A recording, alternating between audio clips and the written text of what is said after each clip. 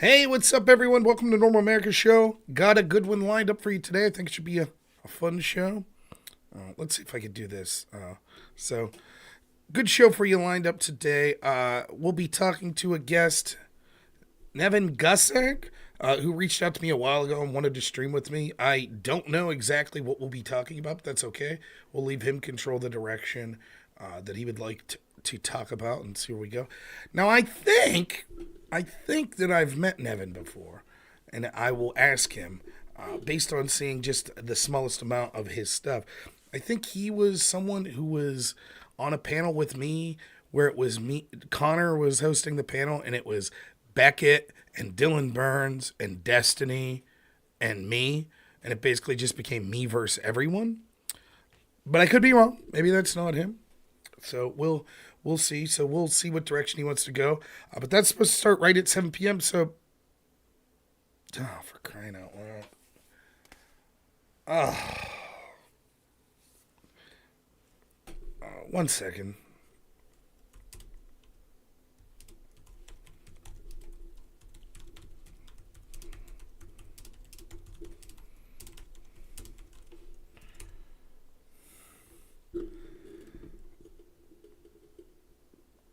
Give me a second here.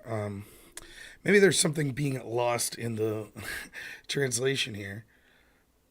My understanding is most of the time I thought that people, when they asked if you wanted to do a show with them, that it was implied that you would be live streaming as well, but maybe he doesn't want me live streaming based on some of the messages he's sending me. I don't know. You're going to lose me visually here for a second. We'll see if we can bring this up.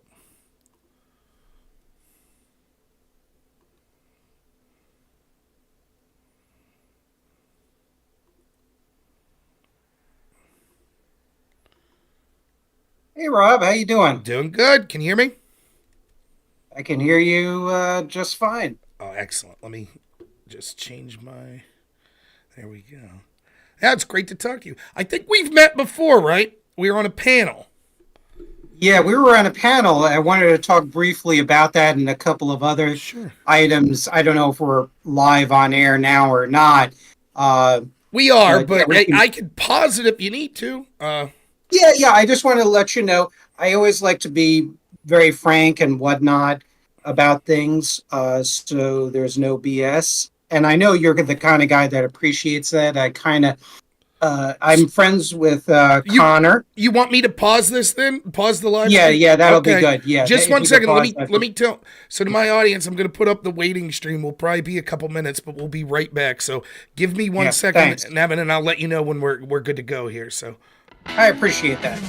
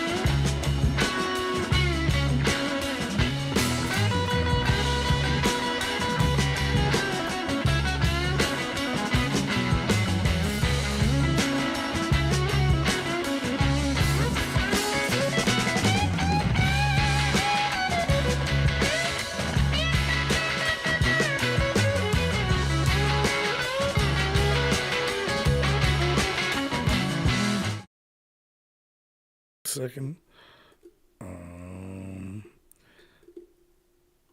Okay. All right. Yeah, so me and Nevin just talked about sort of what we'll talk about here at the show and a little background stuff. So, Nevin, happy to be talking with you today. And yeah, we reached out a 3 4 weeks ago, and we've just both been busy. So this was sort of the day. And of course, big news cycle with, as you knew it would be, with Trump just getting sworn in, a lot of executive orders flying and everything. So certainly a lot to talk about. I'm game to talk about whatever topics you want to talk about, whether it be sort of these recent events or sort of just more philosophically where we stand politically or anything like that. Oh, absolutely. Thanks so much for having me on. I appreciate that. I know we were served on a panel, it had to be at least a year and a half ago on globalism versus nationalism. I'm a radical civic nationalist. I've had some good conversations with some other panelists that you've debated before, like a Boy, solid guy, Connor, and also another solid guy and friend, and whatnot. Agree on a number of issues with them, disagree, I'm sure, on others. And, I have populist tendencies, and I know you call yourself a Mm-hmm. populist. And, you know, I'm reminded of the idea that there are different flavors of populism. Sure. And I wanted to, I was going to have you on my show, but I almost feel like interviewing you. What are the priorities of your populism, both in ideology as well as policy wise? And So how do you define populism? right. So I guess for full disclosure, I'll say how I identify myself politically. I consider myself first and foremost a populist. Second, I would consider myself libertarian adjacent. And then third, conservative in those orders. So I personally have conservative values, but I usually tend to lean more towards libertarian principles. So, for example, my conservative value might say certain things about how I think people should lead their lives, but I default to the government usually allowing personal freedom with people. Populism comes before both of those, and I understand people explain it in a lot of ways. For me, when I say populism, I mean that I want a government that is beholden to the people that it's supposed to represent, and I feel currently right now we do not have that system, or at least we did not have that system. We probably will still have a lot to be wanting even after a Trump administration. And so I primarily focus on corruption of what I see as these institutions that are ran by people that don't really care, or maybe they did at one point, but because of favors that they owe people or the way that our government works, that it's almost sort of an oligarchical system where people are running things behind the scenes and the will of the people doesn't matter much. And so the policies that I would like to see are policies first and foremost of transparency, particularly with a lot of these agents in the executive branch, such as the IRS, the EPA, the CIA, the FBI, where I think a lot of corruption's gone on and thumbs have been put on the scale to entrench power with sort of the political elite class. So those are primarily the policies I would like to see most. When you go to my libertarian slash conservative principles, there are also policies that come from there. I think that Trump's policies of securing the border are excellent. I think policies designed to grow the economy by cutting regulation and things like that go along with both my conservative and libertarian principles. So those are sort of policies I would like to see Trump follow through with. Okay, cool. I was a Trump supporter actually in 2015, 2016. I supported him initially because I was a disillusioned Republican. I was a Reagan conservative. I passed through the John Birch Society. And it's a very long story of how I evolved to radical civic nationalism. It's opposed to the highly totalitarian collectivistic racial nationalism. Look, I'm Jewish, involved in an interracial relationship. Oh, did I lose you there? So obviously, racial nationalism is not going to be a fit. I'm far more, I hate saying this, libertarian than all racial nationalists because they believe in the subordination of the people to the state as represented, or the Volksgemeinschaft. I totally disagree with that. Uh, Well, However, to me, like I think that the racial nationalists make a lot of arguments that are true. when it talks about the harms of our current system. So they'll talk about things like maybe me and you would, like corruption or ineffectiveness of our government. And they're right. The problem is so many people on the left just want to write off everything they say because they think they're disgusting. And so they'll say, well, we don't care, you're a white nationalist, so all of the things you're saying are wrong. And that's not true. The problem I have with the racial nationalists are their solutions. I do agree. Exactly. Like, even if you say, look, there is DEI initiatives that have gone aggressively after white people or have gone, in some cases, they go after Jewish people. They've gone after men. They've gone after Christians.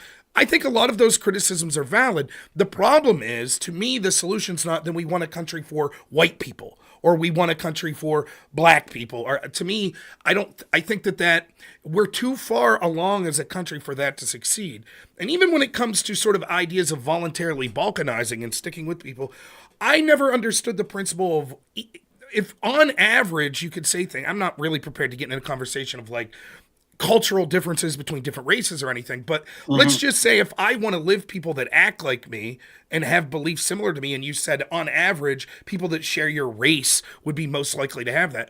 Well, that might be true on average, but why wouldn't I use better evidence, specific evidence? So, for example, would I rather live by a white professor that believes in DEI initiatives, etc., or a conservative black person who goes to my church every week, whose kids play with my kids, who shares my same, hobbies? I never understood that about the racial nationalists. They talk about this stuff in the aggregate and in the average, and I just think that it's non-workable, and that it's less important than prioritizing people that share beliefs with you as opposed to people that share looks with you. Right. Well, oh God, we could do a whole show. I just recently wrote a paper about this, actually. And I've actually talked to people who are radicals, who are either neo-fascists. I had a friend of mine who, unfortunately, he committed suicide back in, what was it, It's terrible. 2022, January. He was a real dear friend of mine. He was a former member of the Party of Communists USA. And this is where I know I come across as leftish, but it's really not. It's an effort to save free enterprise and relatively free government. When you look at the literature or even talk to American National Socialists or communists, they have critiques of Reaganomics or neoliberalism, of what I term oligarchy with democratic trappings, or a false democracy, or what we have is a plutocracy. And they're right about the critiques, and they're more right, and this is where I disagree with what has been termed conservative incorporated or libertarian incorporated, like Club for Growth, Americans for Tax Reform, and etc., for a number of reasons. And that is they don't realize their system of destroying non-communist, non-socialist unions, uh, deregulation, or what I've termed in some of my books, crony deregulation, quote unquote free trade, and outsourcing. I know you're from Pennsylvania. I'm from New York originally. I'm down here in Florida, and all of these policies have devastated the working and middle income classes. And one of the many reasons why I wrote a paper on my Substack page, which talks about when you look at why people join groups like DSA, ESL, various neo-Nazi groups like the now defunct National Justice Party, et cetera, et cetera. Or the Lyndon LaRouche movement during the height of the Reagan administration, is because of the deindustrialization, the destruction of small business, because of monopolization. And I think the effective way, and this is where I partially part company with my conservative national security friends, uh, it's you really just can't smash and just say, oh, you're wrong, you're stupid, you're a bunch of assholes, or what. Okay, your solutions are dog shit. Okay, I agree, they're dog shit, because they basically prescribe an authoritarian collectivism and genocide that's just a disaster. But you have to listen why people are getting pissed off. You have to outflank them policy wise, and in doing Well, so, you're going to preserve constitutional government and free enterprise. So you hit on a very important point, it's Rob, that a I'll lot of I'll Go just say ahead. real quick, I agree on the policy side, but it's also cultural. I think a lot of what you see with Trump, there's a lot of people that he resonates with that maybe aren't even that vested in what his policy prescriptions are. And that's because, and the same could be true of any disaffected group, like you're talking about DSA or people that are white nationalists. It could be left or right, it doesn't matter. Groups of people that find themselves coming together with other people that share viewpoints that they have because there's nowhere else for them to go. And then those tend to be insular and end up sometimes with radical solutions. And I do think you're right that you need policy prescriptions that make people feel like there's hope for them. But I think almost more important than that at this point is you need cultural positions. And maybe the better way to say that's just at least someone who's willing to hear out what their concerns are. I think that's what Trump represents. I think so much of Trump, my issue that I focus on, we're all tribal, I think. I don't mind people that want to focus on their racial group. If you want to focus on issues for black people, I don't have a problem with that. If you want to focus on issues for white people, if you want to focus on issues for women, if you want to focus on issues for men, all of us are tribal to an extent. What I have focused on is rural America, which is where I grew up. And I feel like culturally, economically, and politically, we've sort of been ignored and we're treated like flyover country. We're these stupid people. No one cares. Trump was the first serious mainstream presidential candidate that spoke to these people in rural America. And I know this. I've talked to people that never voted in their life that would crawl over broken glass for Trump. And if you objectively looked at them and said, well, your life, your economic situation under Trump versus under Obama, did it markedly increase? Well, no, maybe not hugely, but at least that guy cares about me. And I think that there's so much when groups of people feel that no one in positions of power even care about them. Even if they say, "Look, we understand your problems. Maybe you don't agree with every solution of policy we're going to have, but at least we're listening to you." That's so important. And I think what's happened is that's why I hesitate to shit on when I ran for Congress in 2019, the big story was AOC. And all of these people I'm talking to, Republican voters, are like, all these stupid young people that voted for AOC and she's such an airhead. And I was like, I wouldn't say that. And they're like, why? I was like, don't you want those people to vote for you? Like, why would you insult the voters? You want to insult the politician, fine. But as soon as you start telling people, oh, you young people, you're all dumb. Now, what I see are people that are disillusioned with the current system and feel that it hasn't spoken to them. And so they're rolling the dice with someone who they see as outside that system. And maybe we don't like that person that they've picked, but you should be speaking to those people. And so I think you're right that you do want policies that speak to those groups instead of just saying you're all shit. But it's also just a matter of genuinely trying to listen to the problems that people are talking about. And even if you say, look, I'm not going to agree with most policy decisions that a socialist would want. But I'm willing to listen to them as a human being and say, we might disagree on the policy, but what's the end goal you want? You want people not to live in poverty and suffering? Me too. We just disagree on how to get there. Or people in your community you feel no one's had a voice to? I'm willing to hear that. Yeah, no, absolutely. And I wanted to pull up, there was a former National Socialist, Matt Heimbach. I'm sure this community has heard of him. He is a bit of now a national Bolshevik, if you will, or a sort of weird combination of racialism and communism. And he talked about the very same thing. He grew up in the Appalachia sections of Maryland.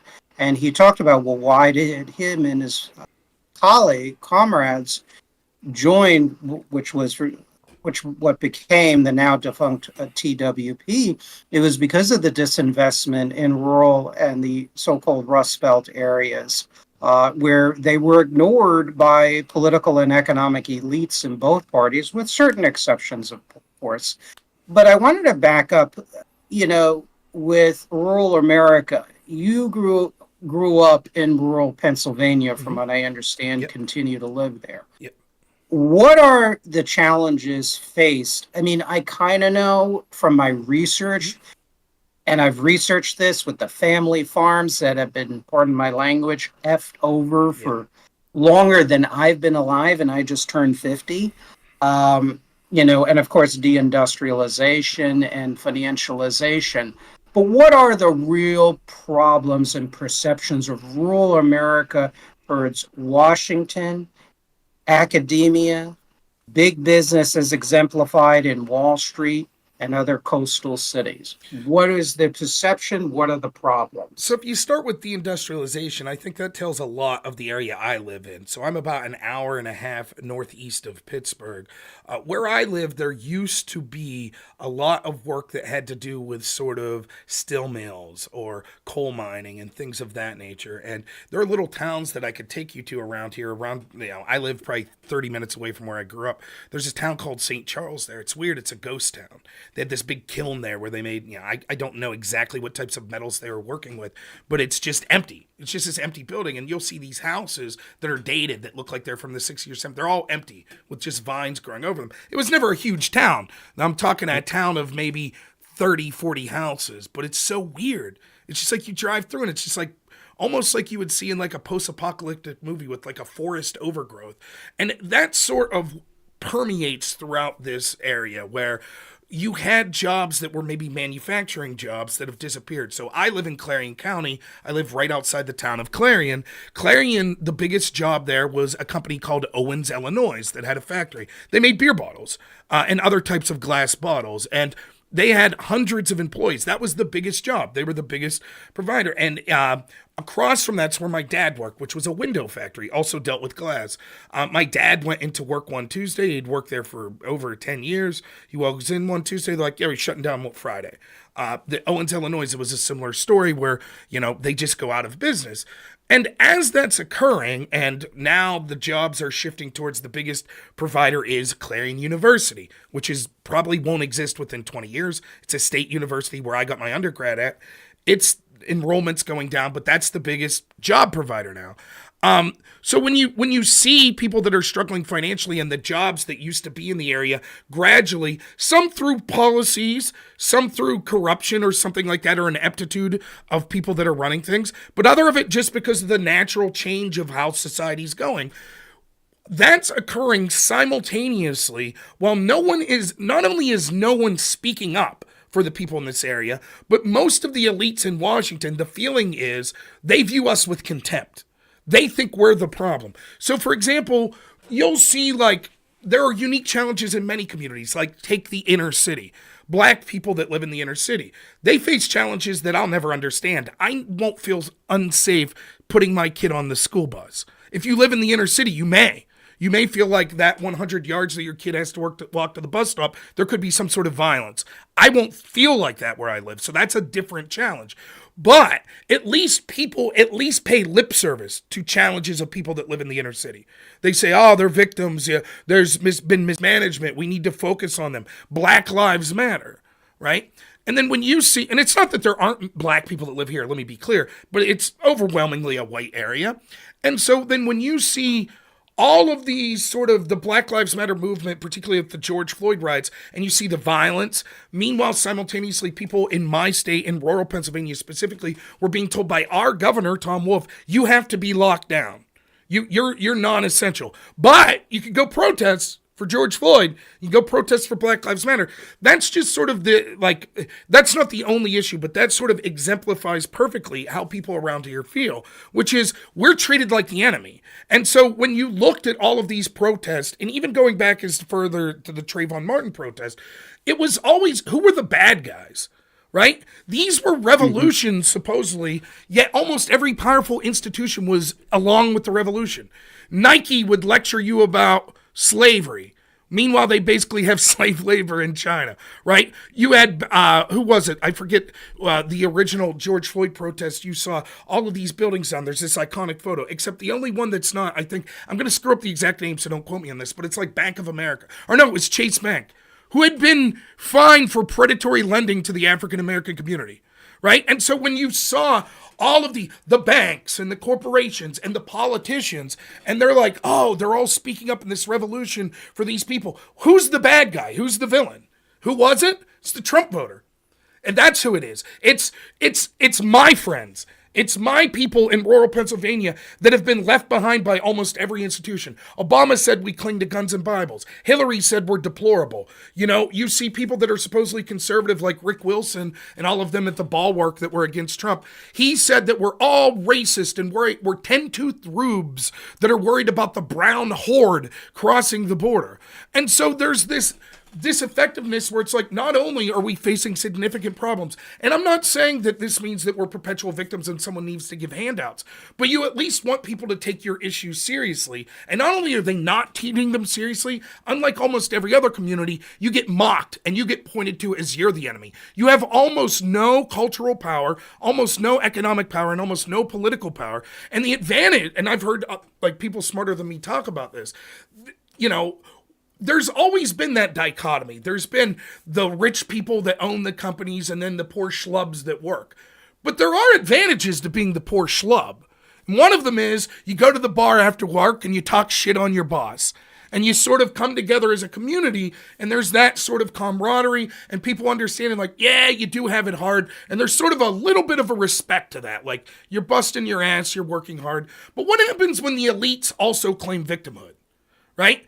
And that's what the feeling is around here. No one gives a shit about us. Everybody, you know, this is really me stretching now, but there's this band I like, Drive By Truckers, and they have this song called Bob, and there's a lyric in it. It's basically about a guy that like lives around in a rural area, never got married, just has a dog, and it says, Bob, well, he's talking about the news, and it says Bob feels like, and the only thing he's good for is distracting everyone until there's no one around like Bob anymore. That's how people feel. Everybody's waiting for us to die. We're the problem. We're racist. We're antiquated. We're stupid. We're not educated. Fuck you. Learn to code. That's how my community feels.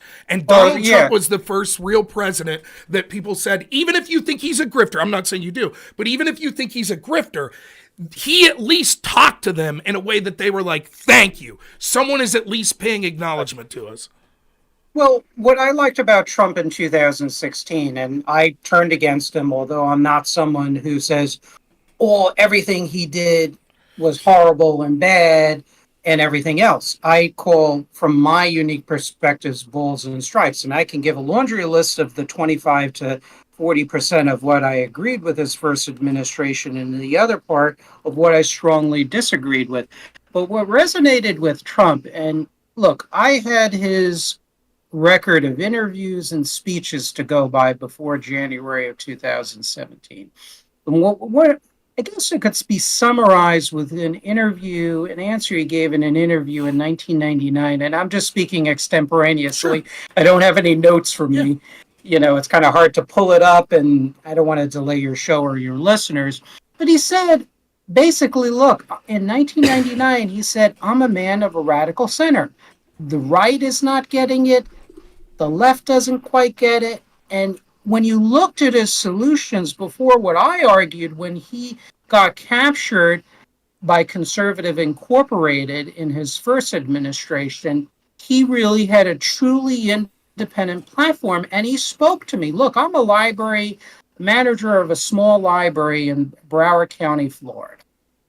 He spoke to me as a disillusioned Republican. I saw him at a Tea Party rally in Boca Raton, I think it was in 2015. Let me tell you, they gave polite applause, but they weren't crazy. Why? Because he advocated, then at least, practical solutions. Better, more balanced trade, reindustrialization. He was not hostile to unions. He called for the restoration of good regulations or laws like Glass-Steagall, also known as the Banking Act, which Ronald Reagan, and then, of course, our dear friend Bill Clinton, probably one of the worst presidents of my lifetime, cooperated with Larry Summers and Phil Gramm to act. Call for the restoration of that. In his books, and yes, I know they're ghostwritten, but we all know he reads the books because he's very image conscious. Sure. Donald Trump, he is, let's face it.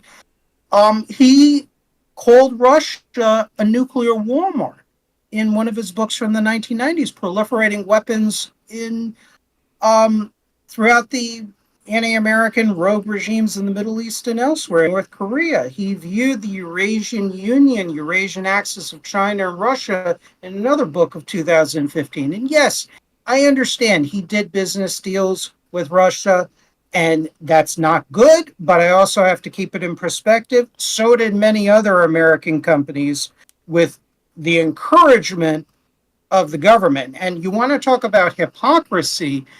Look, look. The Russians, they had their paw prints in the Trump campaign, fine. But I find it the height of hypocrisy, or as the Jewish folks from lower New York will say, chutzpah, for Hillary Clinton to frickin' grouse about it when she is Secretary of State. I think you know this already. I'm sure many in your audience know this, but I think people on the Democratic side really have to hear this. And this is not even the Government Accountability Project, which is more conservative think tank pointed this, but Catherine Belton's well-documented, well-sourced book, Putin's People, pointed this, where Hillary Clinton, because Barack Obama, in cooperation with most Republicans and Democrats, passed something called permanent trade relations with the Russians. And what happened? Hillary Clinton gave the green light. There was many within the Obama administration that built up Skolkovo, which was the Russian Silicon Valley, which apparently our DIA and FBI warned that we shouldn't do. But it happened nevertheless anyways. They're all pushing for PNTR, for the New START treaty under Obama. They all were gung-ho about Putin, even though they had the aggressive espionage, their war plan. And if you don't believe me, look up the work of a friend of the show and a friend of mine, J.R. Nyquist and whatnot. So, you're hypocrisy, and that's why I'm politically homeless. That's why my channel was called Politically Homeless Podcast. So, just real quick on the Russia stuff. On the Russia stuff, real quick. Not only that, like we know there was the Uranium One deal, which granted she didn't vote for, but her office voted for. And the most telling thing, the reason that that's so important, it's covered in the New York Times. Yeah, it highlights the all of the things of that are like highlighted to the extreme. If you really think Russia is like this horrible, evil place, because it involves giving them access to uranium, which seems like a serious thing. We were told it won't be a big deal. They won't be able to take that uranium out of the country. That's not true. Uranium has left the country under that deal. And then the personal level of it. Whereas Hillary's husband, Bill Clinton, spoke personally around the time of that deal with Vladimir Putin, and then 2 weeks later was paid $500,000 for a speaking gig for about an hour speech that he gave at a Russian state-owned bank. So selling to one of our biggest adversaries, right, lethal materials, right, from our stockpiles to enrich them, and then personally being enriched was Hillary Clinton, by the way, the candidate of 2016 of the Democrats. In addition to that, I don't understand why I understand for the average person, it's difficult to look into these things. Me and you might be weird. We might be nerds that look into this stuff more than like the guy you run into at the library. Guilty as charged. Yeah, I am. I know that. Like we're streaming on a Thursday night talking. So but that's I don't mean that as a negative, by the way, obviously. But the average person. No, it'd be fun. So my neighbor that's a farmer. It's all good. Right. My neighbor that's a farmer, this as soon as you start talking about uranium one stuff, it's like, oh, whatever, dude. I can't afford groceries. Right? Like that's how they're gonna look at it. They're not diving deep into this. But one of the things, with the Russiagate story that came out with Trump in 2016 that I thought was insane that this never picked up because it's so simple to see. They accused Trump and his team of colluding with Russians to get dirt and disinformation on his opponents to help win an election. And the way that the FBI and the Democrats and the Hillary team sought to prove that was by colluding with a Russian by the name of Igor Dushenko to get disinformation on Trump, which the FBI then used to spy on his team. It would be the equivalent of me saying, I think you broke into my house, so I'm going to break into your house, steal all of your shit, give it to the police, and the police say, yes, we'll use his stuff as evidence to now investigate him. And then at the end, they're like, oh, Nevin actually never did broke into Rob's house. Oh, well. Like, it's insane. It's absolutely insane. And for me, it's like, if you think that Russia is terrible, which I don't like Russia, right? I don't. But the Democrats, clearly, that was the biggest thing for them for 4 years that they talked about from 2016 to 2020. Why are you not looking at Russia's interference on the other side? Why are you not looking at what, like all of the things you're talking about under the Obama administration with Russia, or specifically with the Clinton family and with Russia? Why are we? And that to me is why I'm a populist first and foremost. Trump might not be perfect, but Trump to me seemed like someone that even if he would have been an insider, if they would have let him, he was outside the game.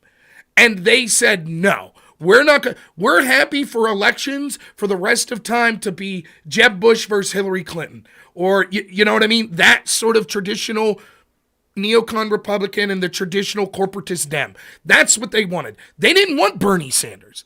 They didn't want Donald Trump. And so they took care of Bernie in the primary, and then they're like, well, I'll sort of coalesce and we'll beat.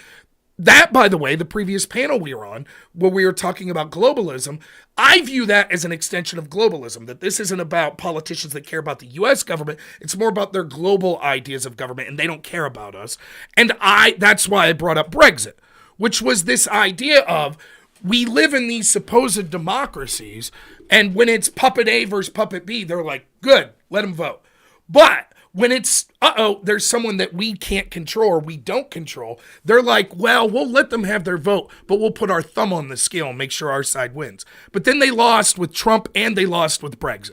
And that's why I brought up Brexit, because after Brexit, they were like, well, we're not going to enforce this. And well, actually, we need another vote. And they did this previously with the European Union with the Lisbon Treaty, right? And so it's like, you get the vote unless you vote the way we don't like, and then we demand another vote.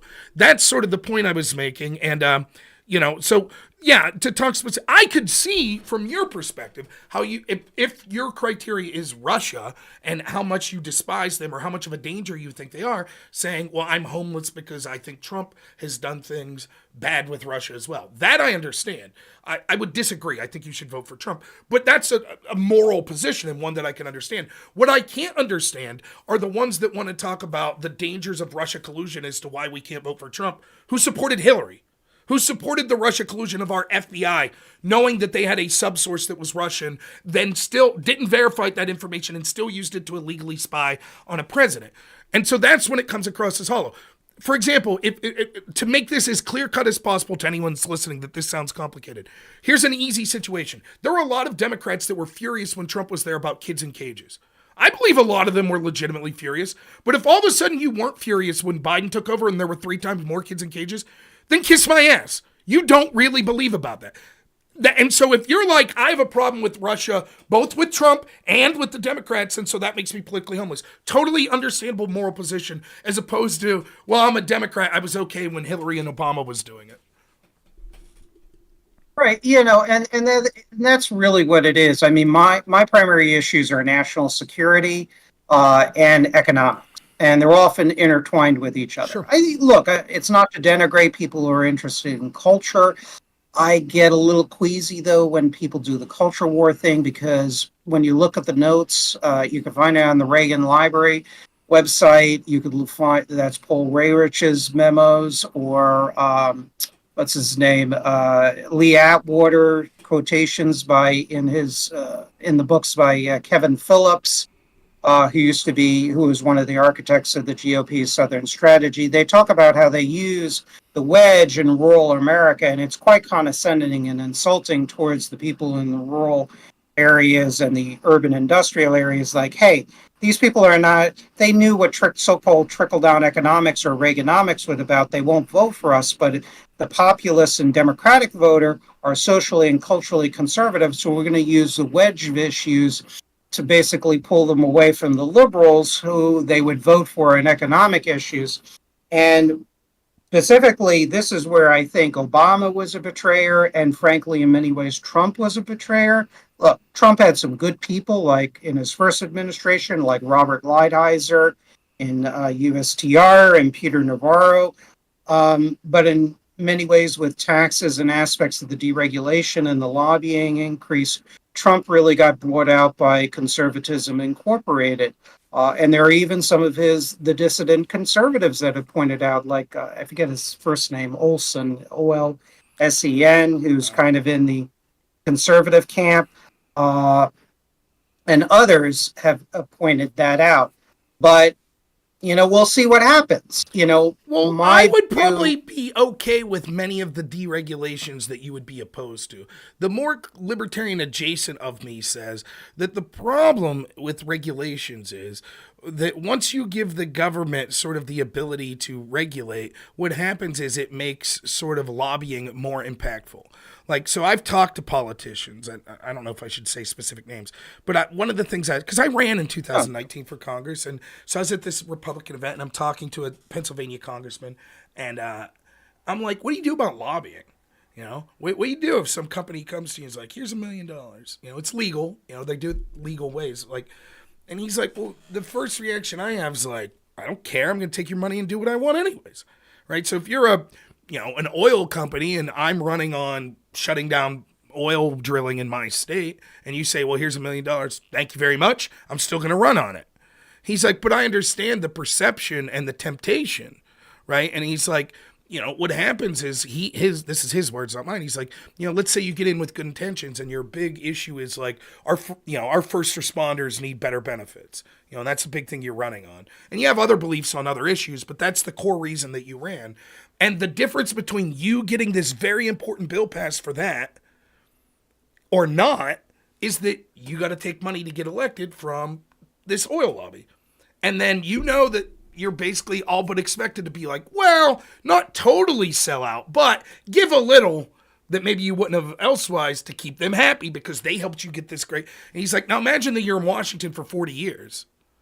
Imagine the favors that you owe. Imagine you're just a shell of your former self at that point, right? It's no longer, wow, I got involved with this to serve, as the founding fathers intended. This isn't a career. It's I'm here to serve people in my community that I feel, need someone capable to serve them. Now it's, like imagine what a Nancy Pelosi or Dianne Feinstein or Joe Biden, these people have been there for 40 years.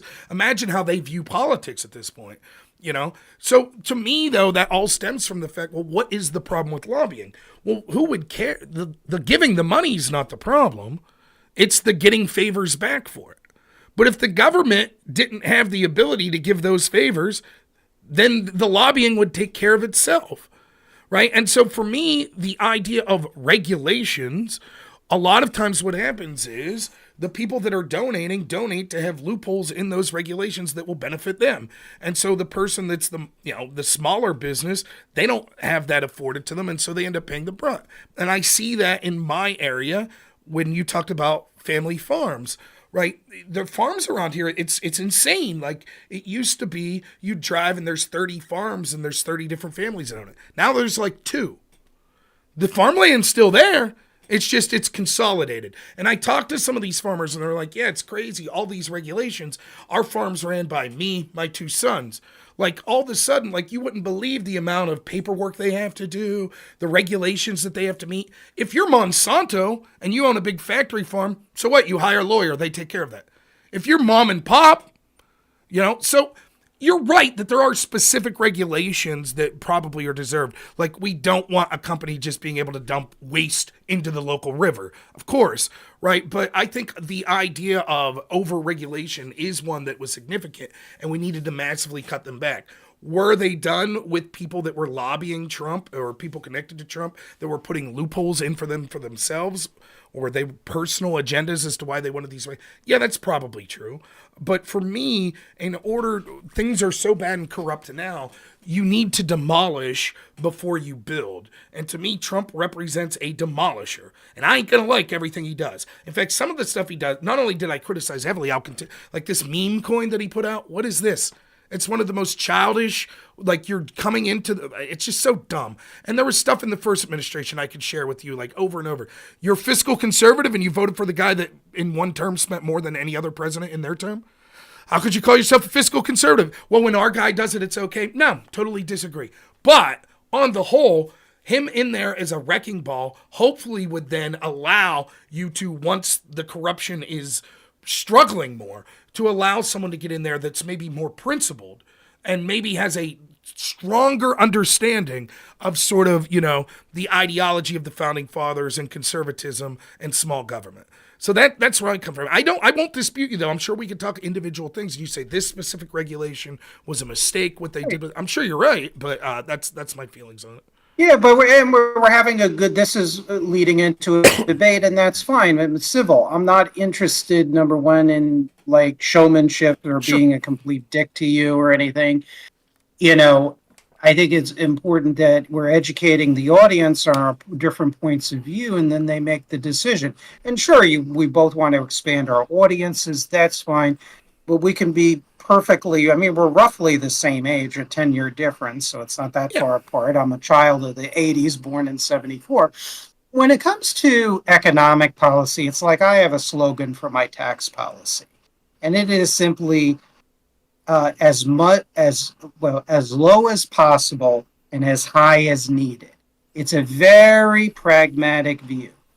Uh, this is where I separate myself from the libertarian right. And I used to believe in libertarian economics. I even went with one of my friends back from graduate school to the Von Mises Institute conference in Alabama in the year 2000. I was a libertarian. I was a John Bircher for a few years in the 1990s.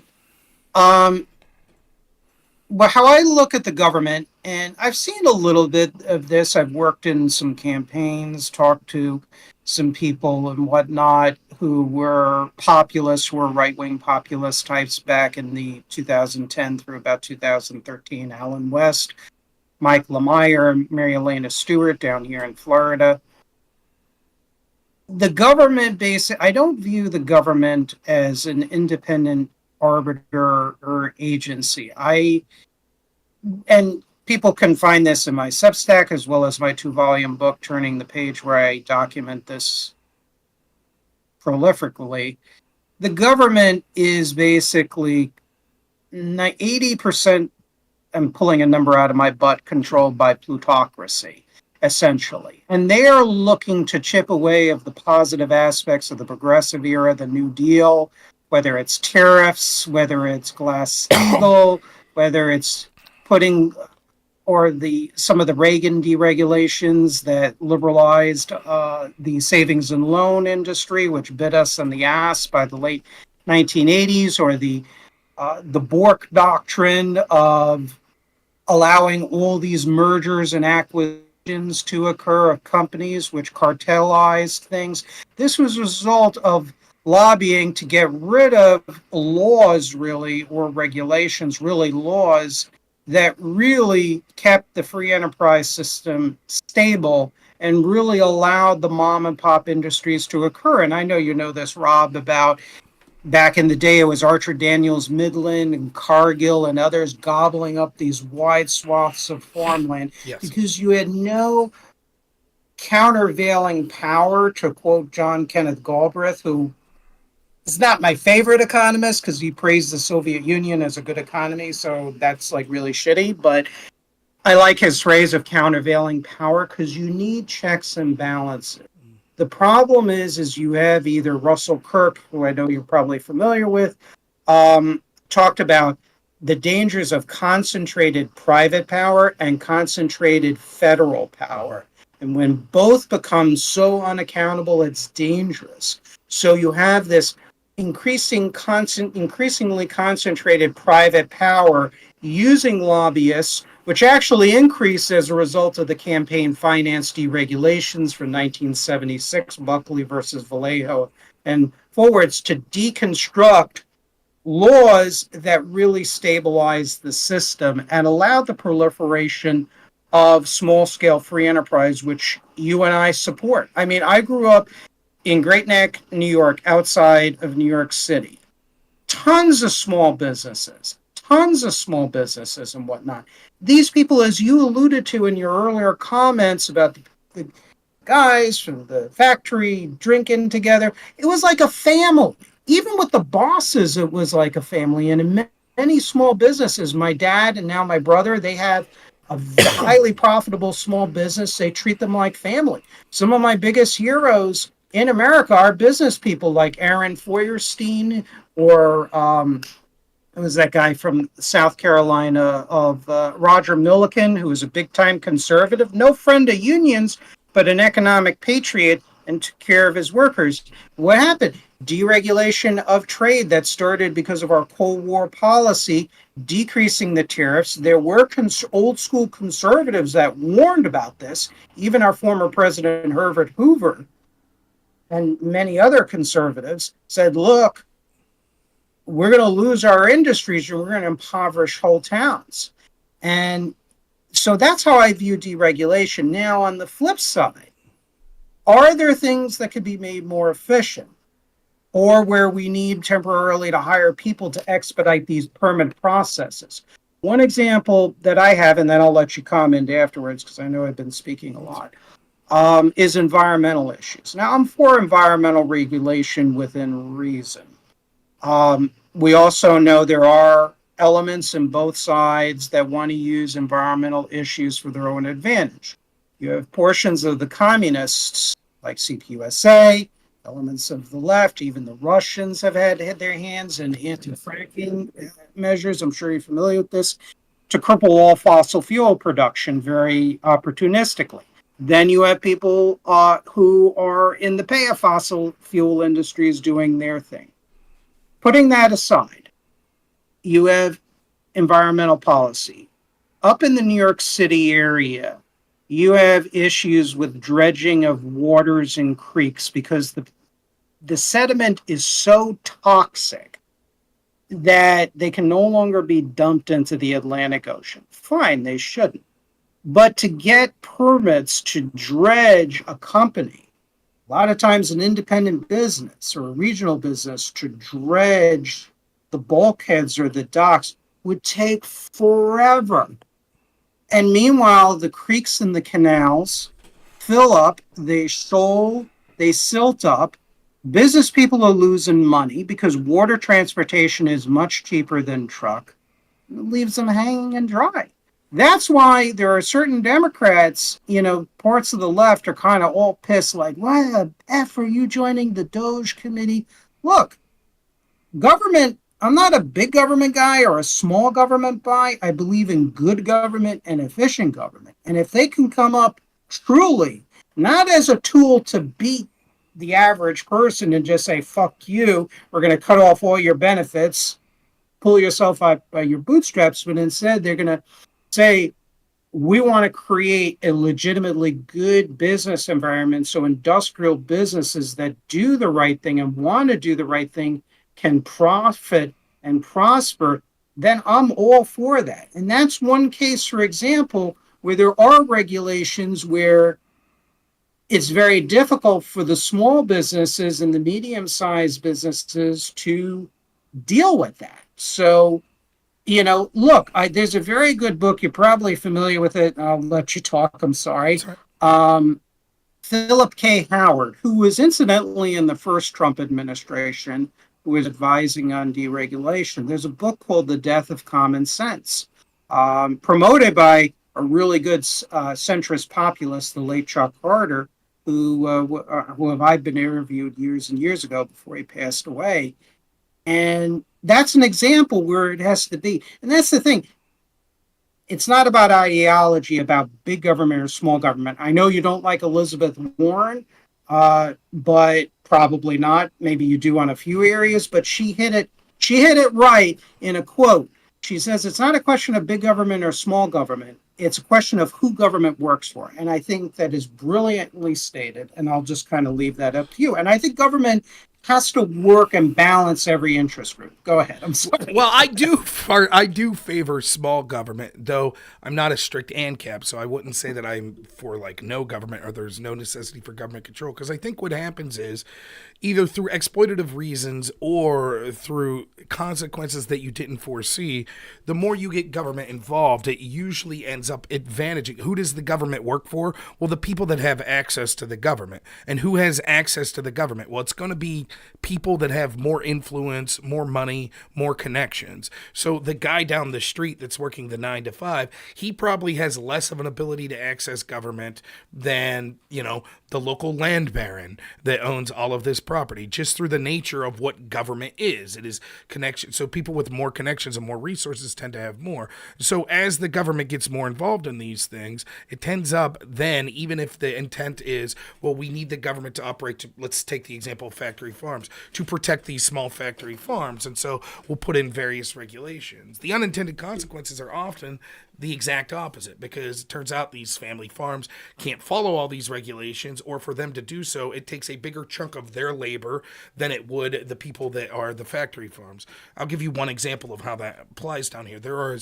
I don't know the exact law or anything like that, but there was a policy here, I believe in Pennsylvania, but it may be a federal policy called Clean and Green. I don't know if you ever heard of this, and this is for farmers. No. And the idea would be that you were able to get these basic insurance-free loans or very low interest loans from the government if you made an agreement to produce so much of what the government said that you needed to produce. So let's say soy or milk, whatever it may be. You sign a contract that's like, we promise to produce X amount of whatever you say in order for the ability to get these loans. Well, one of the things that happened was, as more regulations came on and on, a lot of the farms around here were no longer able to afford to hire help. Used to be that you had big families, but here's another thing, because culturally things have changed. It's not the same anymore where you had a farmer that had 8 kids and the kids all helped out in the farm. Now you have a farmer that has 2 kids and both decide they're going off to university and they have no interest in being a farmer. So once you lose that cheap labor of your 16-year-old kid, now you need to hire someone, but you're barely making ends meet anyways. And I don't know if you've ever worked on a farm. I lasted all of like one day working on a farm. It is tough work, man. It really is. And it's, my brother-in-law, he worked on a farm, and this guy was making, for the hours he put in, it probably came down to like $3-4 an hour. That's how low it is to do this backbreaking, but he loved all the people he worked with and he enjoyed it. Anyways, neither here nor there. So what happens is then you say, I have to sell. But you know what happens? You can't sell. Why? Because you signed that clean and green contract. So you have no choice but to produce the amount of milk, soy, whatever it was, for the next 8 years. You can't afford people because of the regulations, because cultural shifts, right? And so how are you yourself and your wife going to meet these production demands? And if you don't, then you owe all the money back with interest. And so what do? Well, you have no choice but to sell. You have no choice but to sell to a bigger, like basically a bigger farm that says, we'll pay your obligations or we'll meet your obligations. You sign this contract, give us land. But now you're selling basically for nothing, right? You're much less than you otherwise would have. It's the equivalent of if you buy a new car and you have a loan on the car and then you sell the car, you're not getting that money. It has to pay the loan off first, right? It's sort of the same idea here. So the idea of a lot of these regulations that maybe would have prevented these small farms from being gobbled up, it's actually having the exact opposite effect. And it's not just that. Don't get me wrong. There are cultural changes, but that exacerbates the situation. One other thing, you said a lot there. I do want to mention one other thing. I'm not as well read as you may think. I am basically a redneck, right? Now, I do read, I'm familiar with some of what you're talking about, right? But I don't think that I'm some deep thinker. I'm more someone who's just looking at things from a unique perspective that I have living where I do and looking at what I see as practical applications. And I was someone who was interested in debate in college, so I have a mind for looking through different ideas, maybe in a way that other people don't. That's all. I gotta push back on that really hard. Really, really hard. I think you are well read. I've listened to your show. Just because we disagree and agree on a bunch of other things, look, I have family members that are far more well read on a variety of topics. Like, I am a math moron. I sucked at math. Meanwhile, my dad is like Mr. Science, genius, everything else, blah, blah, blah. So you also speak from experience. You ran for Congress. I ran for Congress. I appreciate your humility, but you're telling me things that let me put it this You know, way, I then. got to push back hard. Okay, let me put it this way. I think one of the things, even when I debated in college, and one of the things I'm good at now, is that I'm able to articulate things in a way that maybe an everyday person that's not an expert would understand. And that's actually a very good skill in debate, particularly being a debate coach. So just this is getting a little off in the weeds. That's fine. My coach at Clarion University was phenomenal. This guy was at Clarion University. He could have been a top tier coach at Harvard. And by the way, you might say, who cares about that? Dude, you'd be surprised in the debate community in college how much money like big time coaches get. You're talking like $300,000-$400,000 a Oh year. yeah. So this guy's Oh like yeah. a professor who's being a coach on top of that for like 80,000 a year at Clarion University. He was phenomenal. He was amazing. But one of the things was he was so good, it was hard for him to articulate concepts to a novice, to someone who does it already. So for me, he was the perfect coach because I'm debating at the highest level and I want someone who's no bullshit. This is exactly what's going on, talking at a very high level. But then the new person joins the team and they barely understand that there's 3 branches of government, which is fine. That doesn't mean you're dumb. You just don't know. You've never looked into it. And all of a sudden you have someone saying, look, the Speaker of the House came out Tuesday and said this, and we know that there has to be a quorum for be able to vote, but the filibuster's going to come. And these people are just like, huh? What does any of this shit mean? I had an ability to take what he was saying was like, look, let me break this down in a simple way. So having said that, one of the things you talked about was it's not the size of government. Because I work with people with developmental disabilities, and there are a lot of rights that our state says that people in these facilities have. One of those rights is the right to vote. And so you might have someone who's autistic, who's, thinks in vastly different ways, who's never really thought about politics. That happens to be the case with one gentleman that I work with. But you know what he sees? Political commercials, right? So you're watching the football game, and all of a sudden a commercial comes on, vote for Kamala Harris. What's that mean? What's voting? And so you're trying to explain.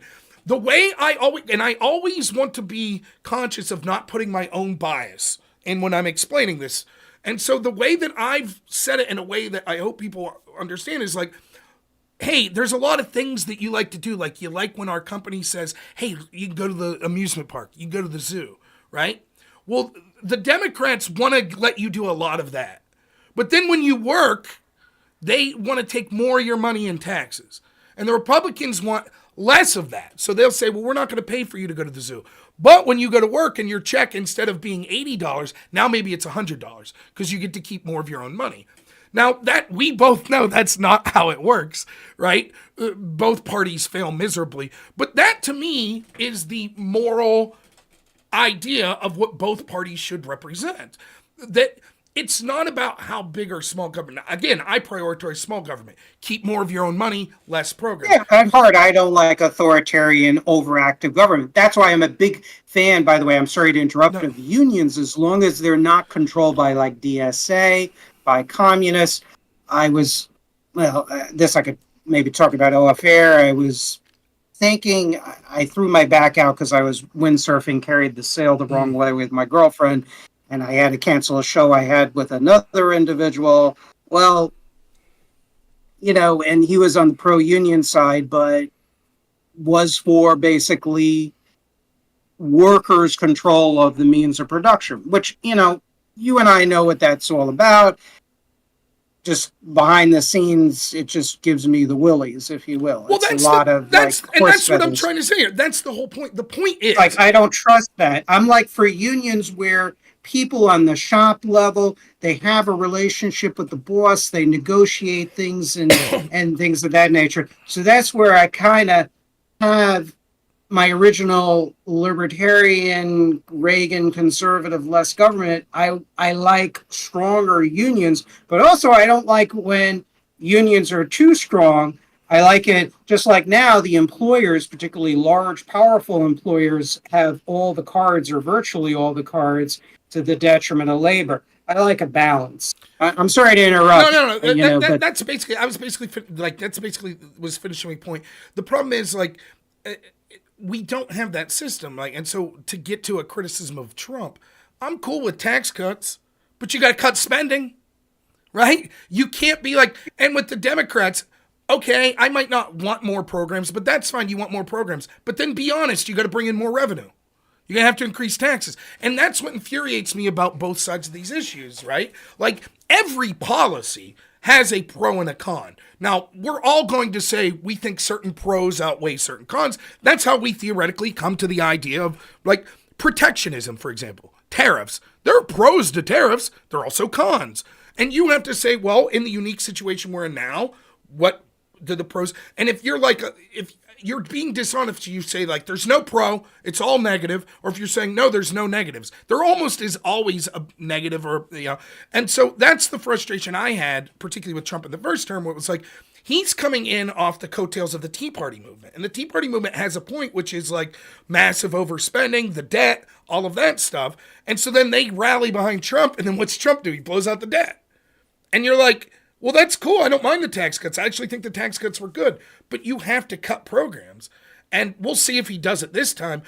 You have to either increase revenue or decrease spending. There's no ifs, ands, or buts. It will catch up to us eventually. You can't just overspend the way we've been. So, Yeah, no, and it's an interesting point. To get back to the experts and whatnot, different people have different gifts. I have a different way of communicating than, let's say, the next streamer. But when you distill all of the facts that you and I are talking about in a no bullshit way, that's very important.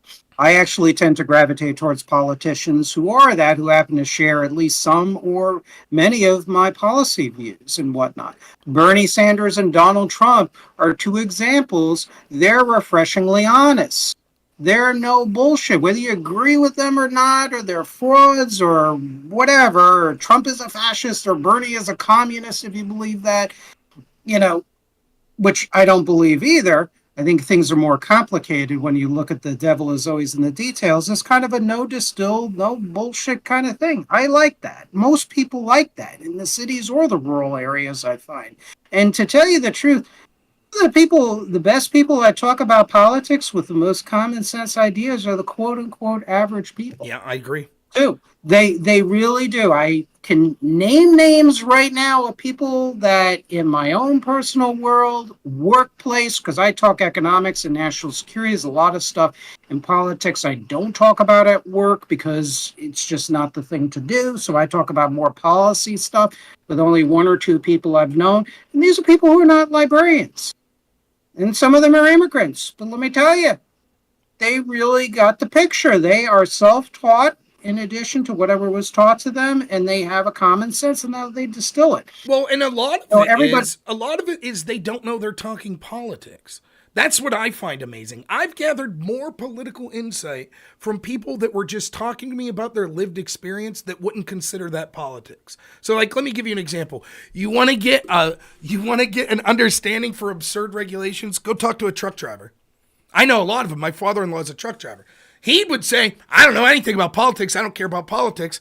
But then get them on these new e-logs that they need to do, and the new regulations for the trucks. He's just to get as brief as possible as this, because everything, like there's now all of these electronics that are put in the modern trucks where there's like governors and stuff in them that they'll shut your truck down if it operates like 8 hours at a time, etc. Right? So what happens is this is supposed to keep truck drivers safe from falling asleep and stuff. But here's what happens. You're driving, there's a blizzard, you get stuck on the interstate. Well, your truck's still running. It shuts off in the middle of the interstate. Now what do? So then what happens? You hear big storms coming. Well, now you start running 100 mile an hour because you know your truck's about to shut off. So it's causing more wrecks. So then another thing that's happened because of that and like fuel efficiency and all this, they haven't retroactively placed that in the books for older trucks. So now all these truck drivers are running around trying to buy trucks from the 80s. Like their value's shooting through the roof because it's like if you have a truck that's old enough, you don't have to have these electronic logs. And so I only bring that up to say like that guy would say, I don't know nothing about politics. I've never talked about politics in my life. And it's like, but actually everything you're talking about is involving politics.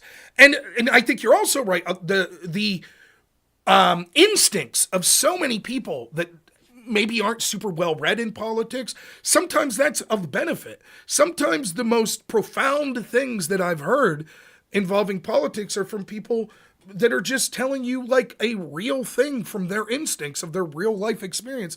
And so, yeah, I totally agree with that. I say that all the time that um, I this is how I told people when I ran for Congress.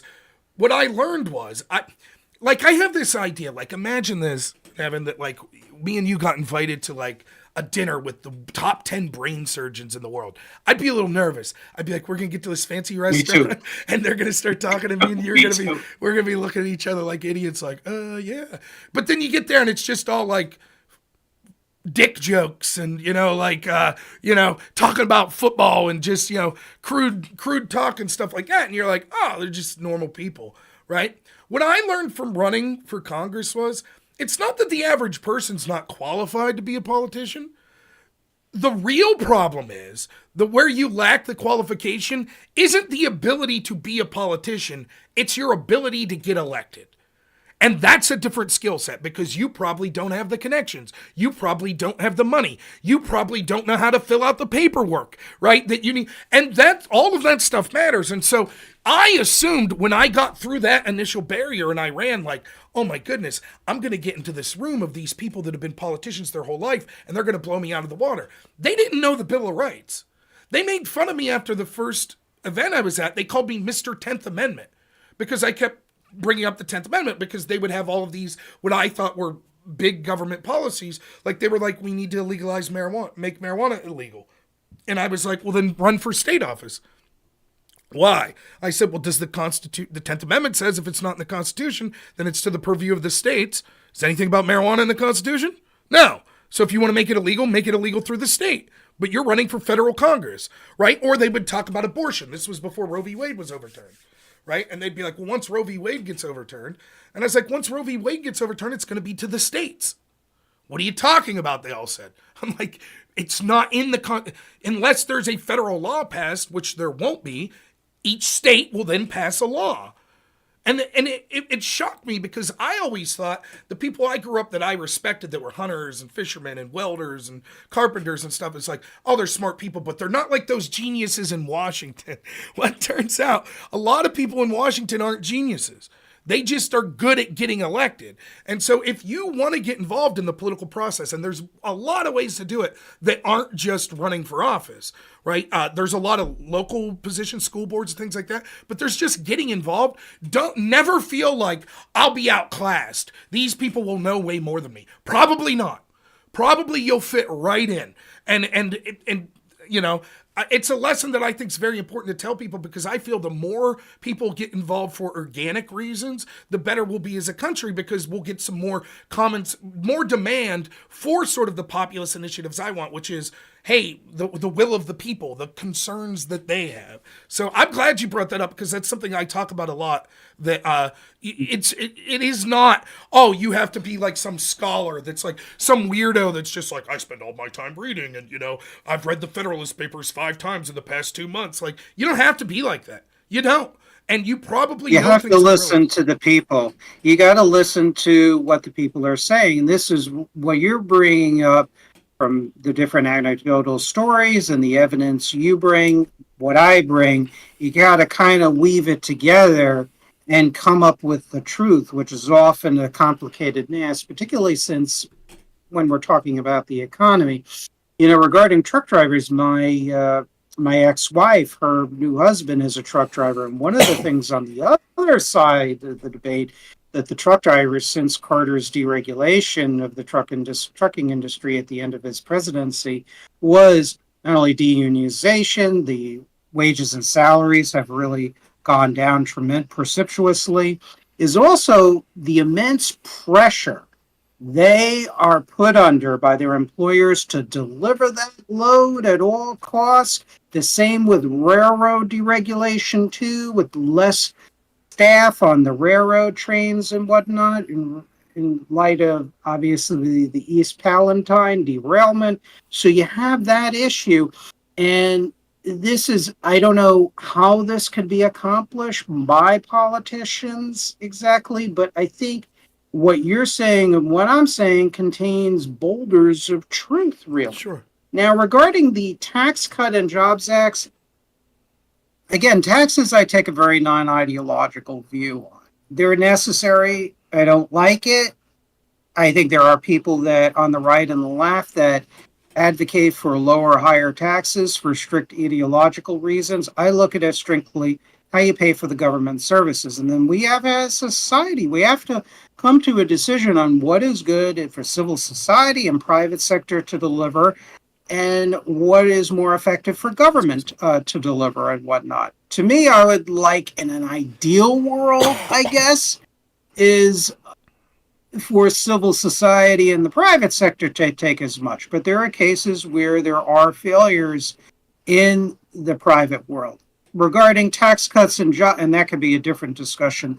The Tax Cuts and Jobs Act of 2017, and this is the issue with all the tax cuts. The problem is the idea, and it used to be illegal stock buybacks, as you know. President Reagan and his SEC chair John Shad legalized it. It was considered stock manipulation. What happened was, and this is documented, the majority of the tax cuts, with the largest companies in particular that are publicly did, that was recycled back into stock or buybacks, which benefits the majority investors, the majority shareholders.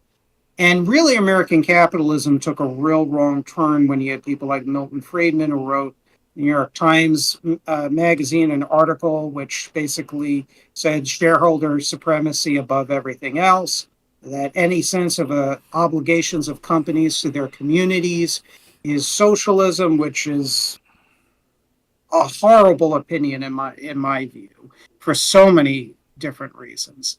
And what happened was, is starting with the Reagan tax cuts in the 1980s, and there's a very good documentary called The Business of America, which talked about this. It actually took place interviewing Pennsylvania steel workers, and all that cost savings from the taxes was just put into mergers and acquisitions and stock buybacks, and not in new modernized steel plants. So I am for tax cuts. I am not one of these populists or nationalists that's for, excuse the language, fuck billionaires. I don't believe billionaires should exist. As I said to Pat Choate, who was one friend of the show of my podcast, I said we both agreed. The issue is not how much money, how you make your money and how you dispose of it. If you're putting it for stock buybacks, you're enriching, yes, majority shareholders, but that's not really going to rural America. It's not even going to urban America too as well. It's not creating new jobs, new plants, etc. You outlaw stock buybacks, make that illegal again. The country did not turn into North Korea when we had that on the books.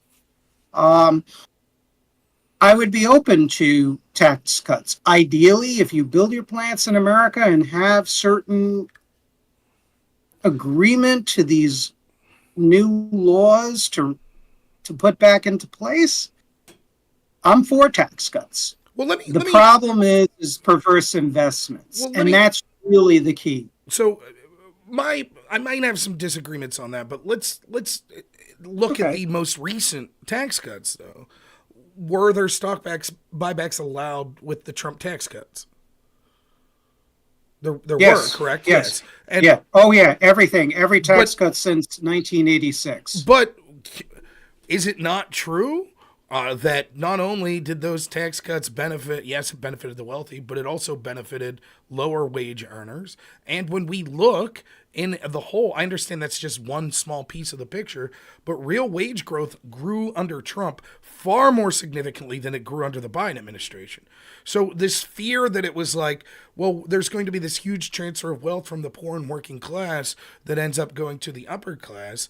Actually, it didn't come from a more like libertarian perspective of Trump's tax cuts, which I know is not fully libertarian, but it's leaning that way. It came from the more Right. socialist type policies of lockdowns and then sending checks out, stimmy checks and PPP loans.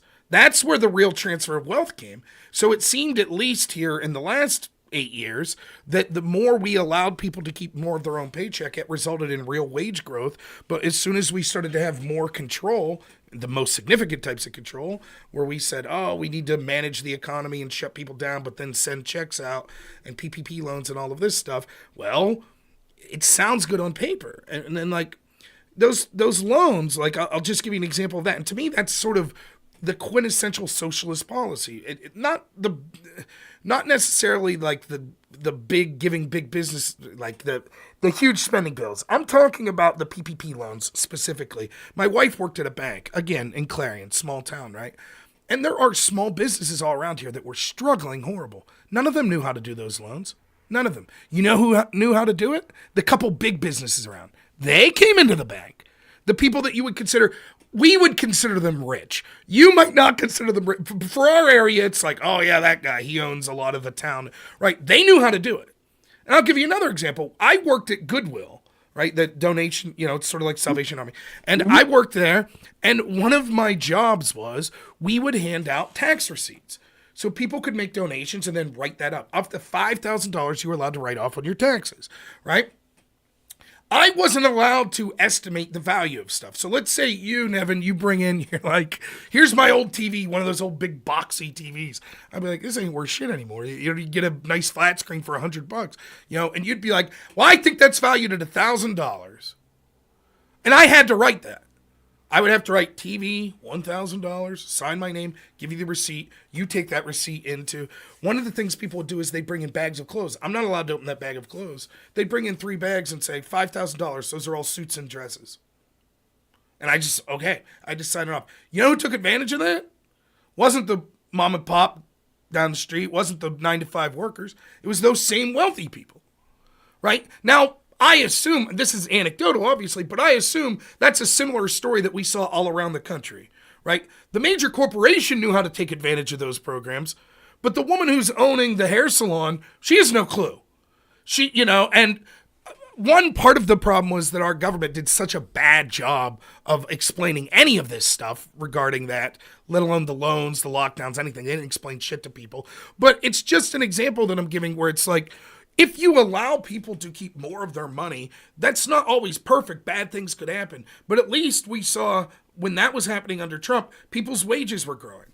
And then when it was like, no, we need to micromanage the economy more, the wealthy took advantage, and it was the poor and working class that were left holding the bag. And we're still facing the repercussions from that, where inflation is basically a tax that's distributed unevenly on the poor because they're going to pay a bigger chunk of their pie of their total worth to things like food, rent. And so if those prices go up, that affects them more than, say, a billionaire that's only spending maybe a fraction of a percentage on food and rent.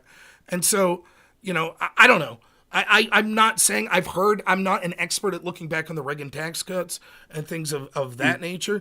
But I do know the Trump tax cuts, his policies in general, including bad policies, I think, of overspending, I think it resulted, at least in real wage growth, that we saw the exact opposite under Biden. Well, yeah, and as I said, I'm not hostile to the concept of tax cuts. It's just we have to reorganize the perverse incentives and get rid of that. When it came to, there's a very infamous exchange that Gary Cohn, who is the head of Trump's National Economic Council, one of the bad guys, by the way, and he asked a whole group of executives, hey, guys, once you get these tax cuts, are you going to give them more jobs and wage increases and whatnot? There's only a handful of people that raised their hands. But they did, I kind of ended up better, right? Nah, not really, actually. But you know something? And this is where I'm not going to shill for the Democrats either. I look at the economy of the United States since at least the late 1970s have basically frozen or falling wages for most people, decreased purchasing power, and increased costs of living, because the economy has become more extractive rather than productive. It's how much can I squeeze from the consumer, the worker, the small business person. And that's where I'm for strict laws against that, a firewall. But now with COVID, I don't know. I don't want to get you in trouble in your channel because I got fucked over with my channel. I got screwed because of this, because one of my guests and I don't want you to get in trouble. You can say, look, here's the thing. I've got community strikes talking about COVID. At this point, my policy is just, if I get it, I get it. Because it comes up so much, particularly in debates I do. I don't know what the alternative is. I haven't got a strike on COVID for Probably nigh on a Okay, if you year want now. me to look at my notes and read it to back it up, because I know most people think, oh, Nevin, you're going to be a right wing anti communist crazy. But there is serious evidence, as admitted, and this is in some of the European and American press sources, of Chinese professors and officials that have said, we won the biological war, the trade war, whatnot. We know China is working on biological weapons. J.R. Nyquist, geopolitical analyst, great guy. He's aligned with people in the conservative camp like Trevor Loudon, some of these names you may be familiar with. These people are friends of mine too. And there's serious evidence that it either was a leaked biological warfare uh, weapons program or a deliberate attack. I'm going by, I say that cautiously, but there is circumstantial evidence. If you want me to put it in your chat on this channel or whatever, I don't want to get you in trouble. So Yeah, I look at that as a wartime situation almost, where a war with a virus and potentially with a foreign government. You know, we you financed it know. too, though, right? Like, I'm sorry. but the United States financed that. We financed it through Eco Health Oh, of Alliance. course, through trade, you have the role of the U.S. government and the French in equipping the lab. You had the gain of function. I know this is highly controversial with Dr. Fauci, for example. It's one of the things that Rand Paul, the senator from Kentucky, as you know, that has called out. There's a lot of serious questions with this that really just burns me up. But when I mention this, I actually had my thing with Jared Nyquist and I. That video was a black mark against my Of channel. course. I Yes. read the shit off my How long ago was computer. how long ago was that, if you don't mind me asking? I had to be about 2 years Yeah. ago or so. It seems It, they've it, been I feel like now the policy when it comes to pandemic related stuff through YouTube is more shadow banning than outright striking. And they did mhm. announce a change in policy about a year ago, where they were going to be more lenient on allowing stuff.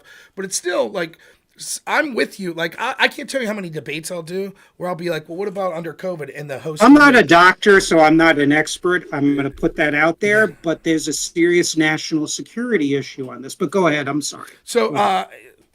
real quick, Red Dawn Daily River, thank you so much. Super chat for $50. Says this is Sparky's friend from the bigger channel. I know you, River. It's nice to hear from you. Would like to talk to you about future endeavors. I'll email you. Love you and what you do. Thank you, River. Yeah, we'll talk soon. Thank you so much.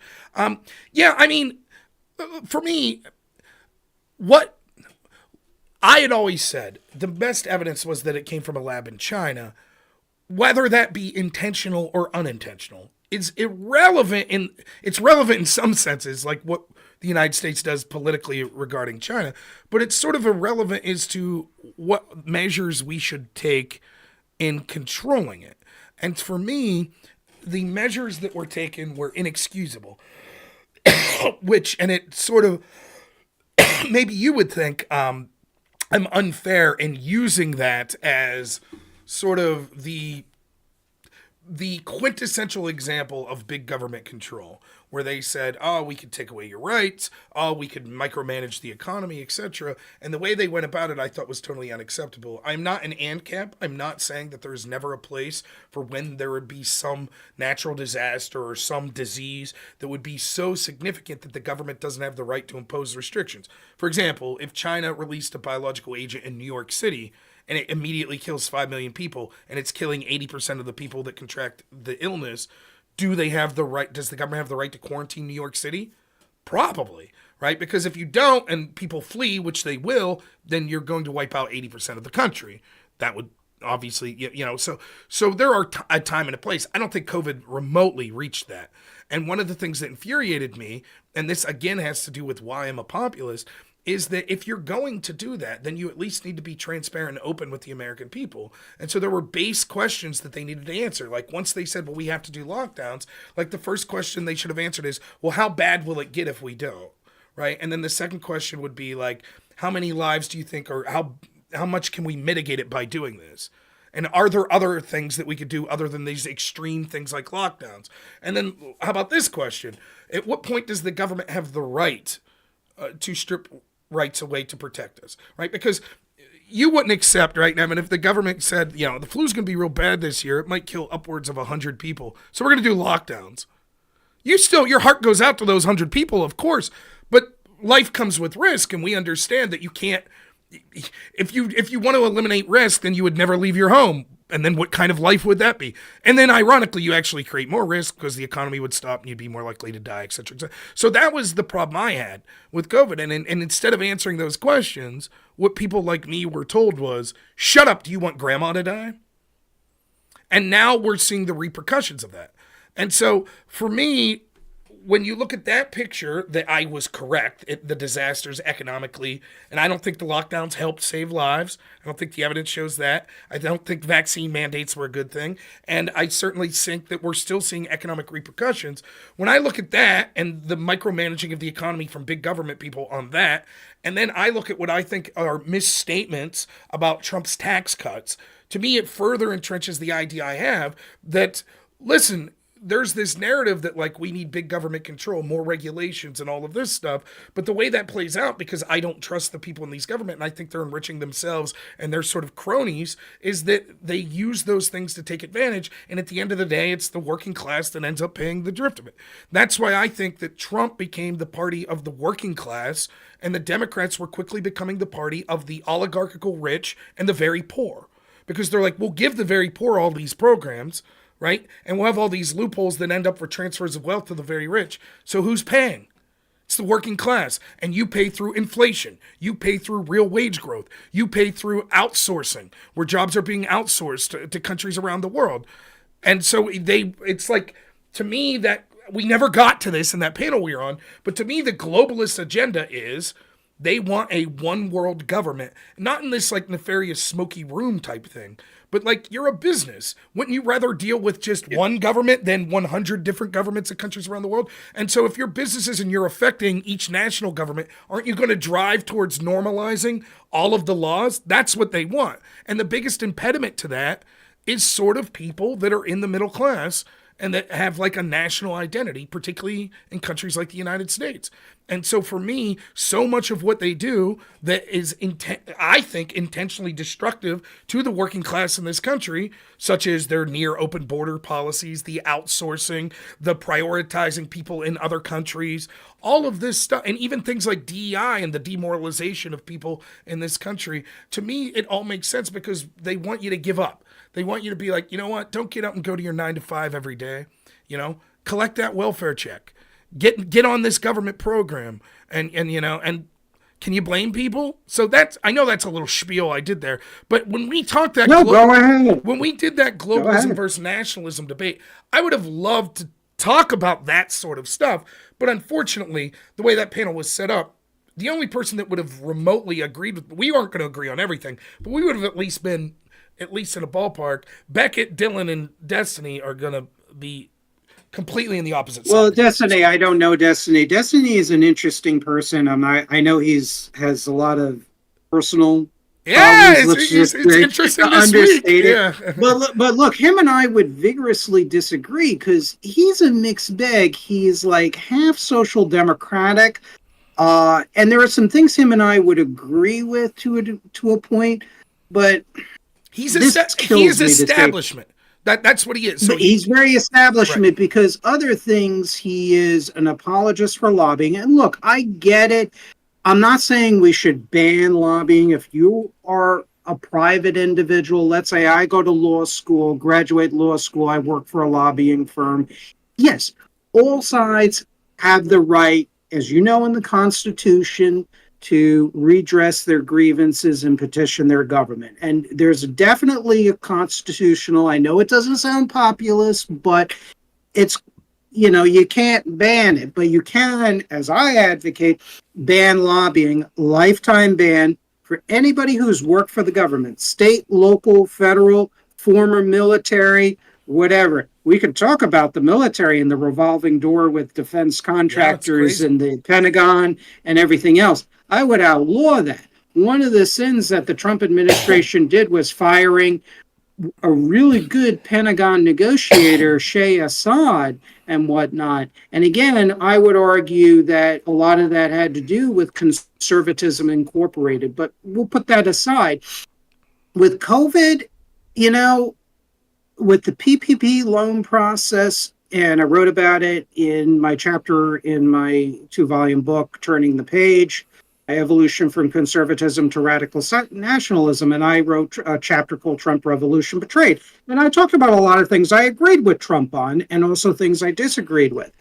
And one of the things was is the PPP loan process was incredibly corrupt. The I One of my ex-girlfriends was in the tourism industry. She didn't get shit Yep. in any assistance, lost her job to no fault of her own.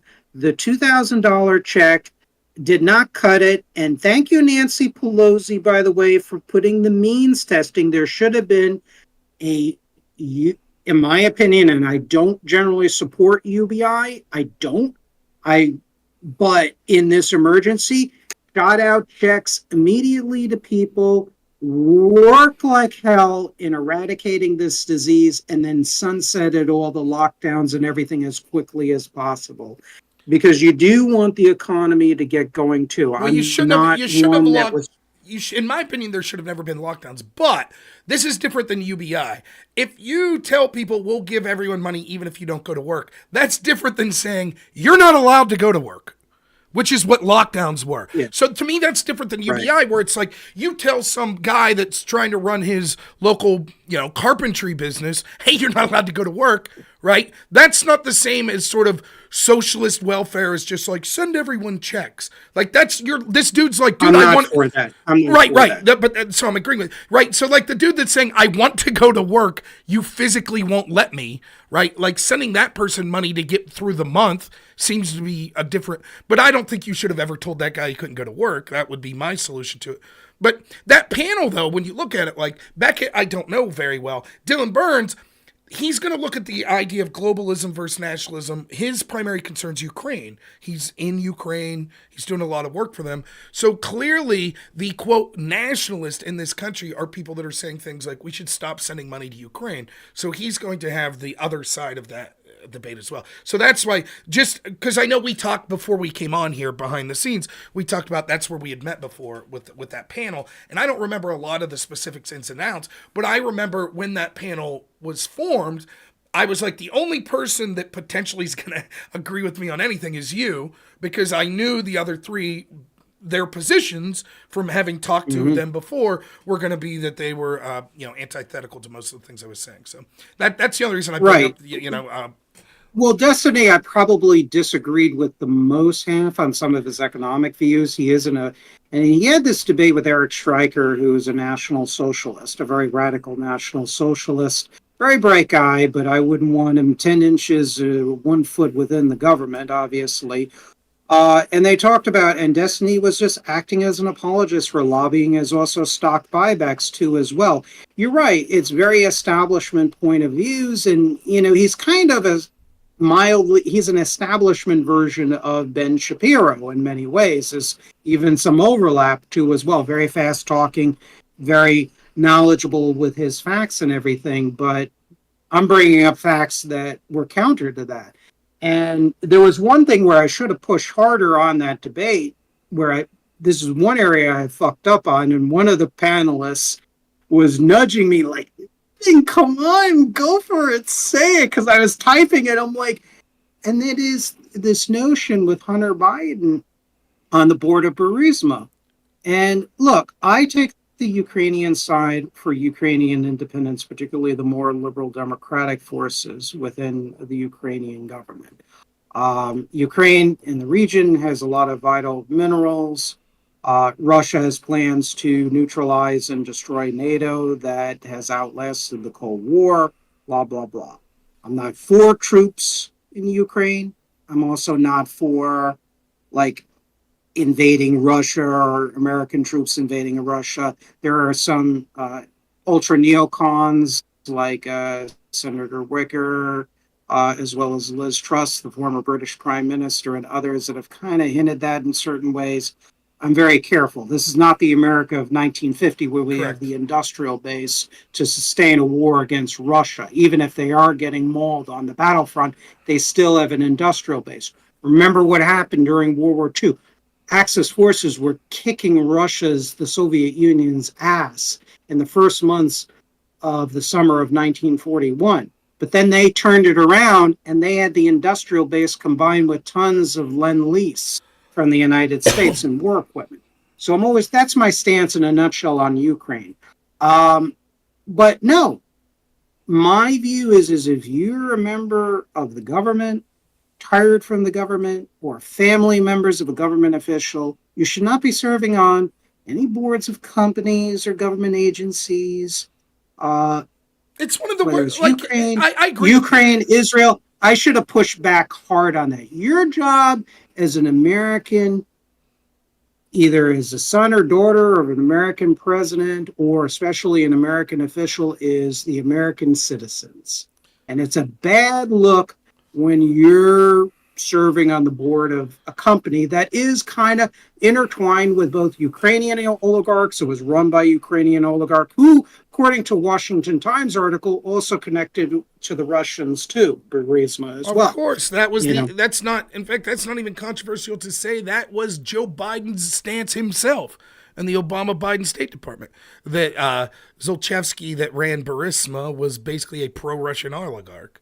Right, and so Exactly. So I mean, it's the whole thing. Right, in general, They though, play both sides. that's right. Not to Yeah. get deeply into this Burisma thing, which I've covered a lot, though. But in general, I agree with you. The revolving door is disgusting. And listen, for people that maybe are like, you could spend hours talking about this revolving door. Let me make it as simple as possible for my audience, because my audience, one of the things they'll know is because you hear about it if you're opposed to them, like Nancy Pelosi and how great she beats the stock market all the time, right? Like, it's one of the worst kept secrets. It's not just Pelosi, right? Like, it's one of the worst kept secrets that you go to government to enrich yourself, right? And it shouldn't be that way, right? I'm not saying that you should have to live like a pauper, like that all of a sudden you're a U.S. representative and you're in poverty. I'm not saying that, because then only the people that are incredibly rich would ever go. But it has to be reasonable. You can't have people that are going in there and then they spend 12 years in office and they walk out, with hundreds of millions of dollars. And like, that's a pretty good sign that like maybe they didn't have the priorities of their constituents first and foremost, that maybe there was something else going on there. But the problem is, because we have this two-party system, neither party's really interested in stopping it, because all the skeletons in their own side's closet. Right? Like, and don't get it twisted. If you're sitting here and you're like, oh, that Nancy Pelosi. Yeah, there's Republicans doing it too. Right? And so if let's assume Mitch McConnell's doing that too. You think if Mitch McConnell's leading the Republicans and Pelosi's leading the Democrats, and they're both engaged in this type of corruption, that they're going to do anything? That's where actually in a weird way, I get optimism, just the slightest amount, about my central issue of corruption with Trump this term. Because they sort of broke the glass on, we will weaponize to go after Trump. So now Trump's not in this old paradigm of, I've done bad things, you've done bad things, we're both apprehensive to go after each other. Because the paradigm's now, you came at me, so we gotta come at you. And maybe the American people could win by saying, wow, we need to make sure there's some sort of barriers to allowing some of the crazy corruption that we see going on here, right? Like, and maybe it's things like, I don't know what I think about term limits. I guess I support term limits, but maybe it's something that's one part of it. I do think that there's a part that you should not be allowed, if you serve in an administration, to work as a lobbyist for X amount of years, if ever. I do think those are the sorts of things that need to happen. And there needs to be like these sorts of things of, even if not legal metrics, there needs to be public accountability. Like, at least shine light on it for the public so that the average person understands. Do you understand this person working at the State Department formerly worked for Raytheon, right? And then when they leave the State Department, they're going to Northrop Grumman, right? It's like, you don't see the problem with this? These companies that stand to make money with conflicts occurring around the world, they send their CEO that then works helping craft U.S. policy as to whether or not we should get involved with conflicts, and then they go back to those places. And I just think that it's one of those things that it's like, it's the level of corruption so deep, and the people we've elected have just accepted it or they're involved with it, that the average person's like, where do you even begin? So what do you care about? The cost of eggs. And here's the thing. you mentioned this as a bad thing. And yeah, I can see where you're coming from. But the idea of running on cultural issues, I couldn't explain to my neighbor anything about Burisma. He'd be, huh? But I could explain to them, hey man, biological boys are going into your daughter's bathroom at school. Democrats are all for it. Oh boy, that fired him right up, right? And so, and there he has a point. I understand. I'm pissed about that shit too. But those cultural issues are easy for people to connect to and understand. So if you wanted to be scummy and you were like, hey, Rob's neighbor, really, I want to screw him over economically, it'd be easy to just preach to the cultural issue and then have a bunch of economic policies that screwed him over. That would be easy. But that doesn't mean the cultural issues aren't important. It's just, I think that these wedge issues, like I think abortion's always been that issue. That you can basically have Republicans, Democrats agree with the same thing on let's bail out the bankers. Let's go to war in Iraq. Let's do this, let's do that. But then we'll pretend to disagree about abortion. There, let the people fight, So I get what you're saying there. Yeah, the cultural issues, it's just everybody has their pet issues and whatnot. What I disagree with aspects of the culture war on both sides is it's used opportunistically to cover up the collusion of wealthy donor-driven political and economic priorities. That's what I object to particularly, because there's this sort of hypocrisy and sneakiness that's repellent. Now, with the cultural issues, I don't study it as much. Everybody has their expertise and whatnot. I think everybody needs to respect each other. I think let's take it to the schools, for example. Okay, if you have the gay kid in the school, don't beat the shit out of him. You don't have to be friends with him or her. Respect that person. But let me tell you, you have your gay group, your club, whatnot. Respect them. Also, if you want a bunch of kids to pray in the corner in the playground or somewhere, let them fucking pray. Pardon my language. I know it's just this kind of mutual respect.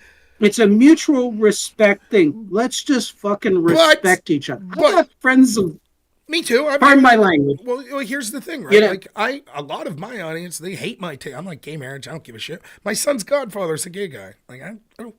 Like, listen, I might have feelings on whether or not it's a sin, religious and shit, but the libertarian adjacent of me comes out where I'm like, not the role of government, man. If the government's going to be involved in marriage whatsoever, then they have no right to tell people that two consenting adults don't qualify because they share the same biological sex, as far as I'm concerned. The only argument I've ever heard against that that's compelling is, but the promotion of marriage is about promoting nuclear families and child rearing. Okay, well then provide the financial incentives for families having children, as opposed to families getting married. If it's about children, then give the money to cut out the middle program. Right? But nonetheless, I will say this though, I agree with your attitude. Let me extrapolate what your attitude is to a more an issue that's in the news today, the border. Right?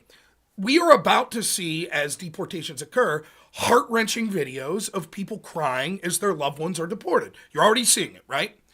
And there is something in most people that don't want to see that. There is something in most people, I think, that have an attitude much like you just had, like sort of live and let live, right? Like, you shouldn't be forced to do stuff, but basically be a decent person. Don't beat the shit out of people. Don't wish misery on people. If you don't like their lifestyle, just let them go. And I get that. And I come from a very similar place. The problem is when that's utilized and your goodwill is taken advantage of. And that's what's happened on the border. Because you could go to the average person and say, here's this family, here's this person, what do you think about them? And you're like, oh yeah, they're fleeing a tragic situation. Oh, okay, we'll let them in. And they're like, great, here's 12 million more. And then at some point you're like, whoa, just like you in your personal life, you might feel bad for the homeless man that you see and give him $5. But then all of a sudden 100 homeless people rush you and say, where's our $5? And you're like, well, I can't do it. So now I guess I can't give money to any homeless people because that same issue has happened with cultural issues. Like the argument that I deal with from people more to the right than me, right, is something akin to this. See, Rob, we told you about gay marriage. Now it's drag shows for children. Told you. And I'm like, yeah, you did, right? I would say, though, that there has to be a cutoff somewhere, and I'm okay with gay marriage, and I think the cutoff should be after that. So do I think that look, I grew up in a time, I graduated probably 10 years after you. I'm 10 years younger than you. I graduated in 2002. I'll be honest. There were gay people that got, no one was like getting the shit beat out of them, but they got made fun of. There weren't many people that were openly gay. I had a good friend who I was friends with in elementary school, and then in high school, because we moved, we talked to each other, but we weren't close friends anymore. And then I knew he was gay. I never really said shit about it, right? Whatever. Years later, I'm at the bar and I'm talking to him, and he says to me like, I was always afraid to tell you I was gay because I thought that you would have like treated me like shit. And I was like, I don't give a shit. But I kind of looked at my own life then. It was like, maybe I would have. I don't know. I don't know what 16-year-old Rob would have done. I don't know. But so I get that. Yeah, that's maybe not the best way to live. Maybe we don't want schools where people are like, oh, look at this guy, he's gay, huh? And making fun of him. Okay, cool. But we don't want tampons in the men's room. We don't want all of this DEI bullshit and critical race theory and all of this stuff. And it all starts from that place of what you're saying. Well, we just want common sense. Don't treat people like crap. Most people can agree with that. The problem is you make people, the pendulum swings the other way. When, and like, listen, I remember, do you know who Richard Spencer is? You mentioned Eric Stryker. Of course. Okay. Of course. Yeah, of course. I remember seeing an interview with Richard Spencer in like 2017 and 2018. And the interviewer asked them, they're like, you're seeing a lot of like people in your groups, your numbers are growing. What do you think the big reason is? And he's like, Black Lives Matter. It's that simple. We're the counter to them. When you constantly demonize white people, you're going to get pushback. Same's true with LGBT shit. You constantly shove this down people's throat, there's going to be a pushback. If they would have never shoved it down people's throat, if it would have stopped at gay marriage, I think the issue would be settled. I don't think people would much give a shit. But the problem was it kept going. The slippery slope kept going. And now people are so tired of it. The people that were like, see, that's why we need to get rid of gay marriage. Now they're sounding more reasonable. And so that's where I see these cultural issues. I would rather not get involved. Like, do I give a shit that Colin Kaepernick knees at the national anthem? Not really. What I give a shit about is that it becomes this whole thing, and it becomes this, you ought to be ashamed of your country, and white people have to be ashamed, and hands up, don't shoot, and now we got these riots, but that's just the language of the unheard, and all of this stuff, and you're like, you can't help as even as a normie to be like, I'm so tired of this shit.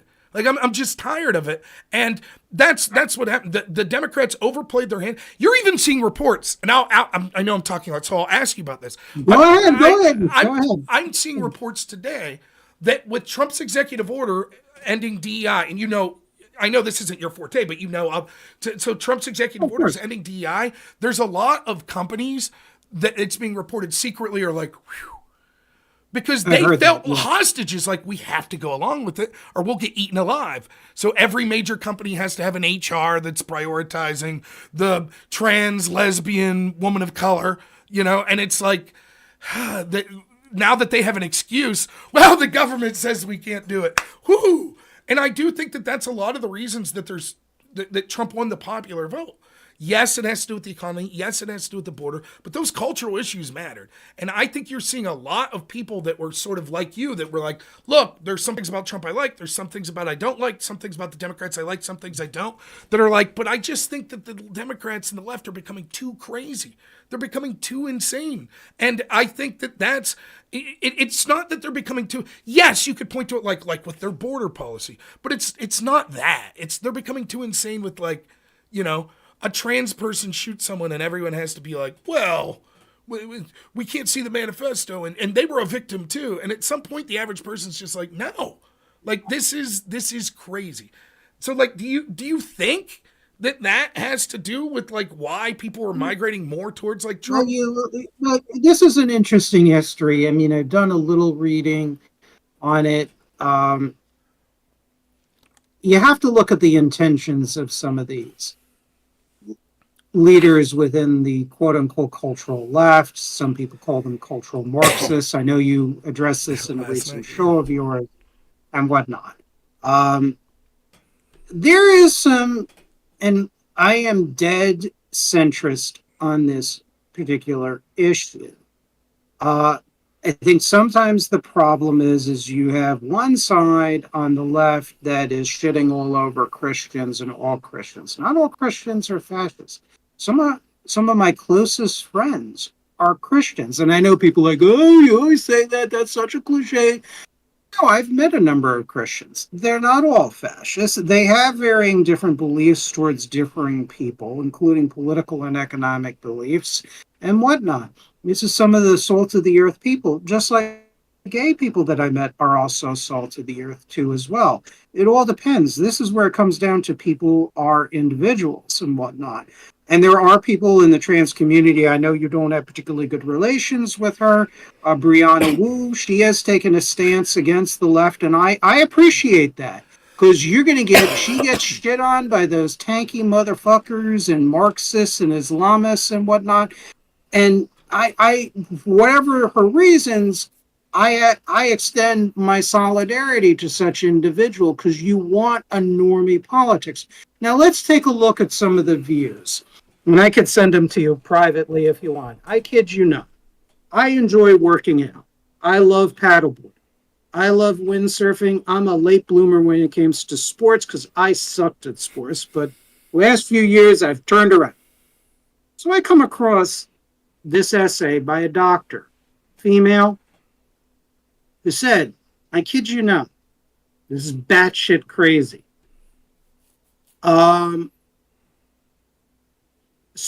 Working out, men working out is basically misogynistic, anti-feminist oppression. You don't believe me? If you want me to pull it up and I can read passages, I'd be happy to do that if that's okay with you. You can't, I believe you 100%, though. I mean, no, seriously. This is a doctor. You have communist leaders, and this is the height of hypocrisy. And I'm going to write in it. I have a paper eventually with notes called "Warning to the Wokists: Abandon Communism." Right. Starting in the 1930s, you had Willy Munzenberg, who was a Comintern operative, who was affiliated with the German Communist Party. And he talked about, and Rudi Dutschke, who was a West German new leftist revolutionary from the late 1960s, who talked about essentially the long march through the institutions of using culture as well as class struggle to collapse the West and collapse liberalism, to make culture in the West so rotten and whatnot to achieve a communist totalitarian revolution. So what happens after the revolution in these communist states? People's Republic of China, they throw alongside Christians in concentration camps femboys and outlaw moderately pro-LGBT movies like Brokeback Mountain.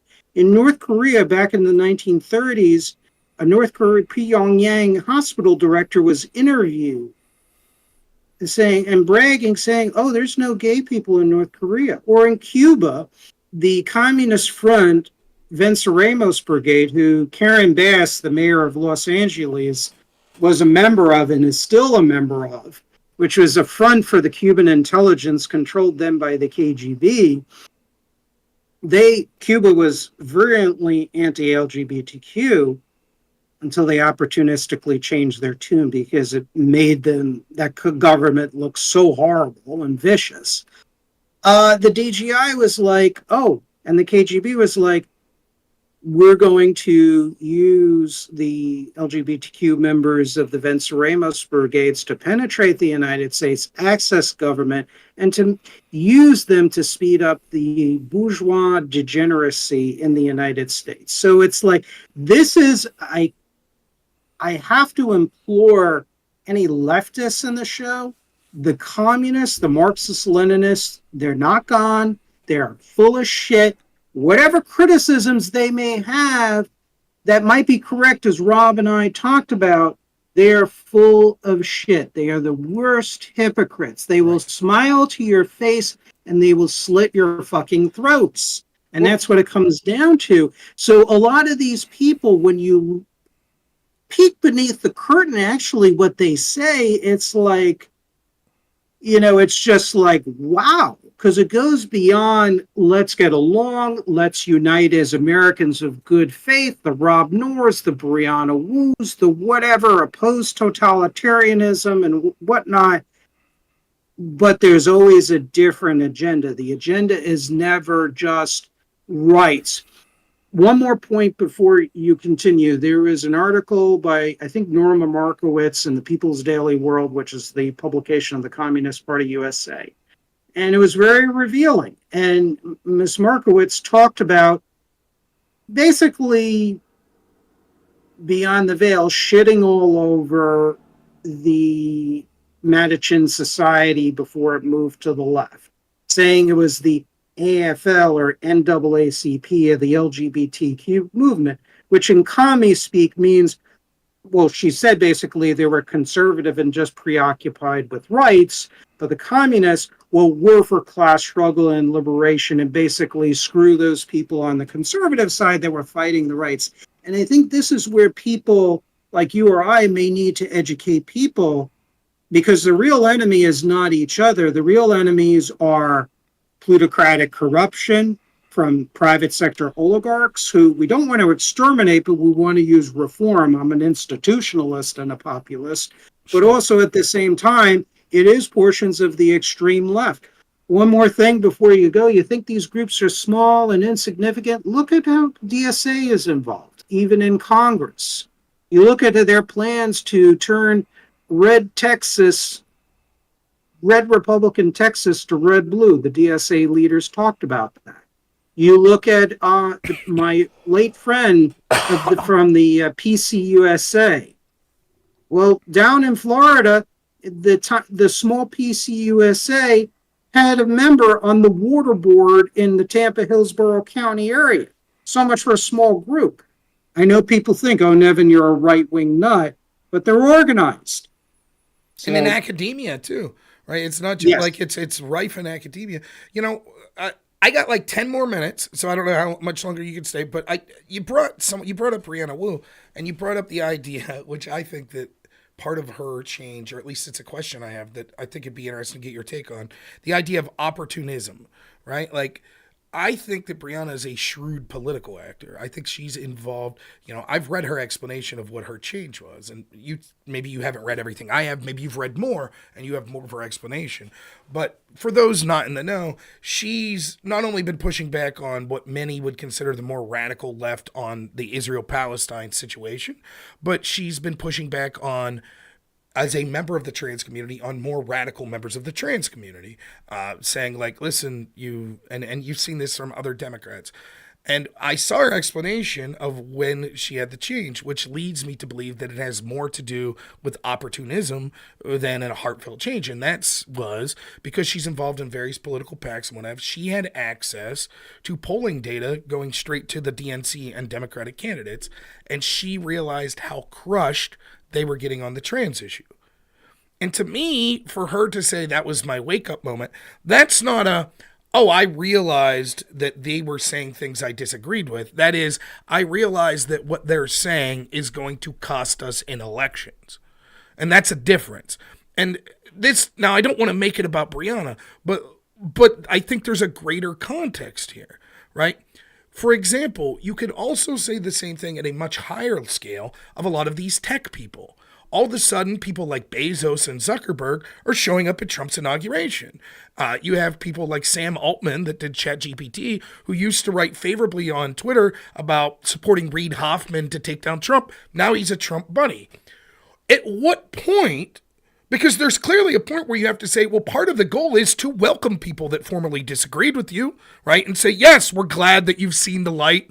We want people. And I don't just mean political, even for people like me and you, maybe someone in a different audience that disagrees with us that comes over.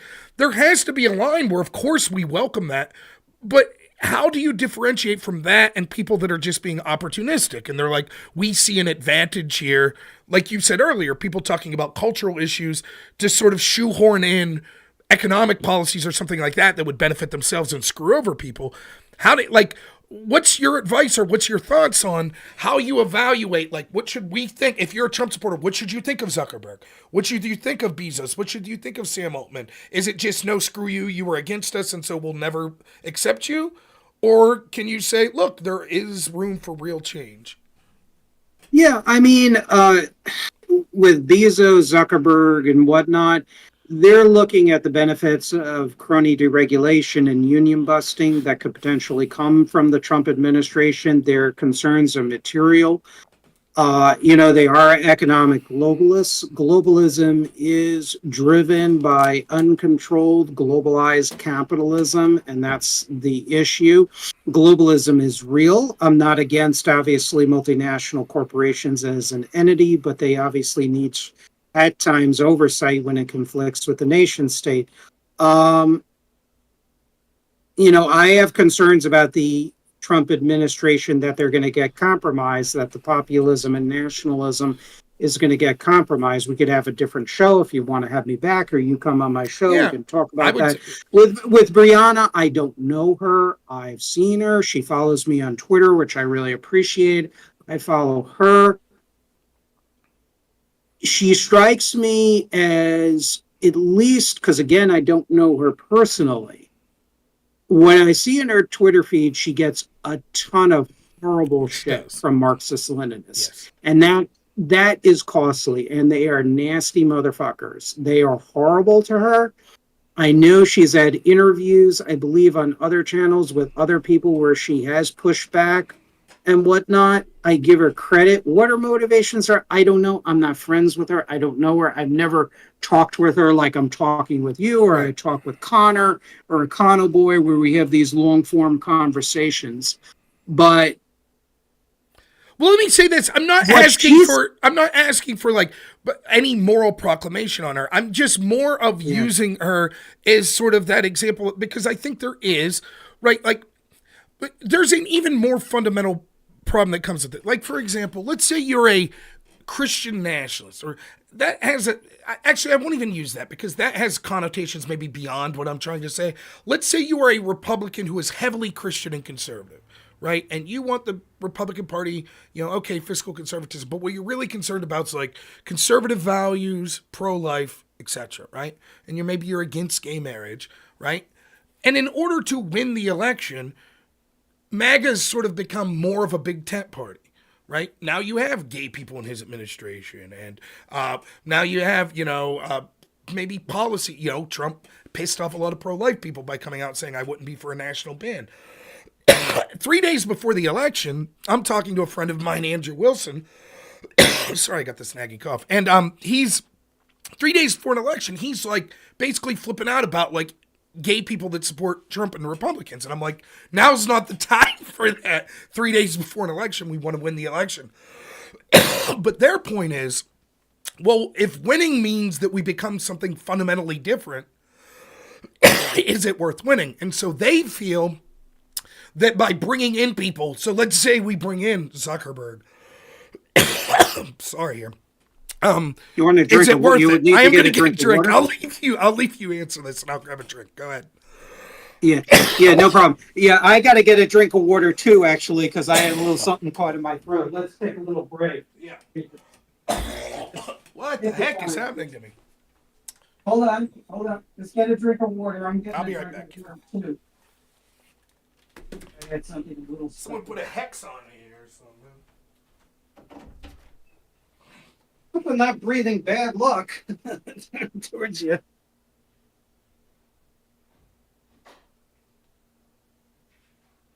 Yeah, just taking a little break, everyone in the audience.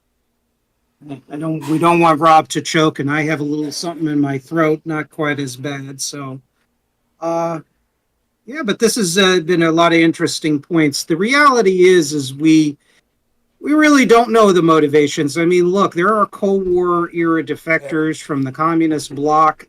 They defect, they write memoirs, tell all books, declassify informations, but their motives are very mixed. Some of these individuals, as it turns out, from private sources that have told me, some of these people, they say the right things, they say they give a lot of good information, but their motivations or personalities might be a little off or Well, suspect. let, It happens. let me So tell you. you don't know. Right. You don't know because you don't have the information on somebody. And this is like the notion, to take an extreme example, people thinking Elon Musk is a Nazi. I think he's a corporate authoritarian, a neo-Nazi. Give me a fucking break. No, it's like when you kind of accuse somebody if something see you're an opportunist, you got to back it up, or maybe whatnot. It's just when I say those things, I like to have a lot of evidence on that. It's Um, and it's like, yeah, especially things that I don't know. I overuse terms though, right? Like I'll overuse the term communist. I definitely do that. But like the Nazi accusation, it just doesn't make sense. I'll say that it's like the quintessential example. This is the last thing I'll say. Then we'll do a closing here. Like is like Vivek. I liked Vivek. He was my first choice for the GOP candidate because he was saying the things that I thought were the right things. But the book on Vivek for me was always. Oh, you still there? I don't know if you froze up for me there. You still there? Okay. Hopefully you can still hear me. You froze up a little there. But the book on Vivek was always for me was he's smart. He's like a car salesman. Is he just telling me what I want to hear? Right? And there's a lot of people that feel that way about him. And now he's sort of on the outs with the Trump team. And like, I guess that's the point I'm getting to. Even with like, I'm not trying to make this about Brianna Wu. I just mean the idea of if someone says I now have a break with a group that I used to have more of an affinity for and realize, right, like you want that. People change. You've probably grown in your political beliefs or changed what you thought. I know I have at points. All of us do. So it's certainly within the realm of possibility that now someone says, "Hey, I want to join your party," and and that's totally legitimate. But there also, like you said, there has to be, there are people that are snake oil salesmen or people that have ulterior agendas, and it's difficult. Like I don't think you can wholesale say no one could come in. We have to keep it just for us that have been the core group. And by that, I don't mean like, don't anyone get it twisted that I'm saying that I'm like super influential. I don't mean core group like me and you and my community. I mean people like, you're a Democrat, unions.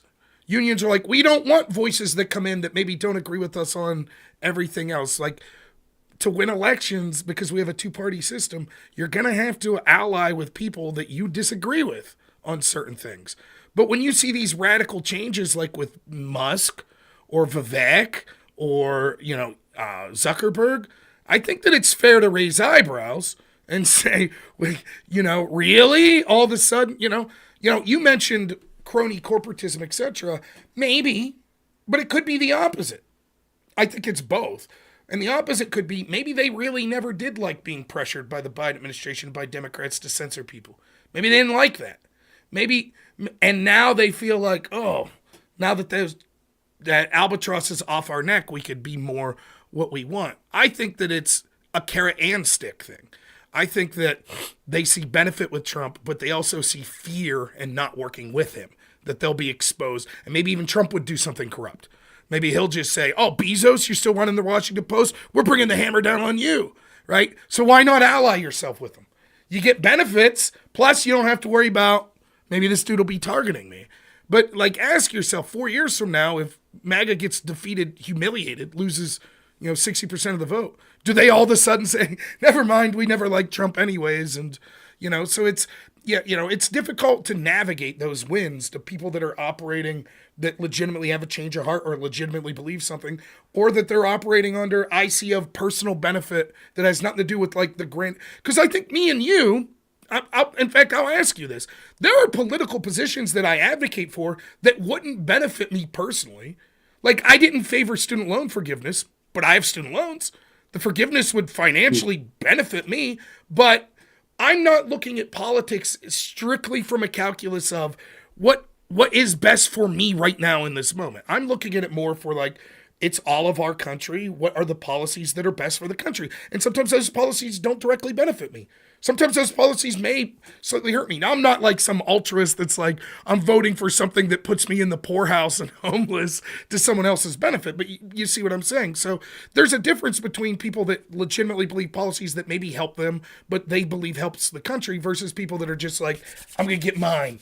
I'm going to lobby. I'm going to suck up to people just so I'm personally enriched.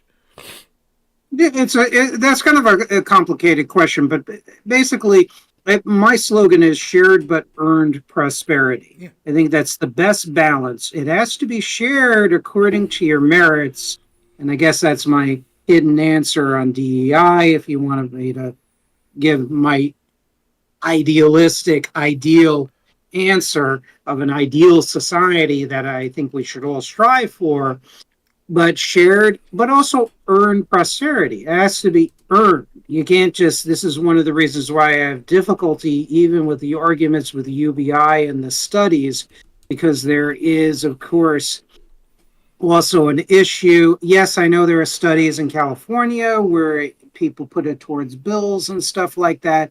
And this is my more conservative slash libertarian side coming out. I would rather have, through unions and other organizations of civil society, people securing wages based on work they're doing, contributing something rather than it being handed to them. And then this is again my conservative libertarian side, and I don't apologize for that.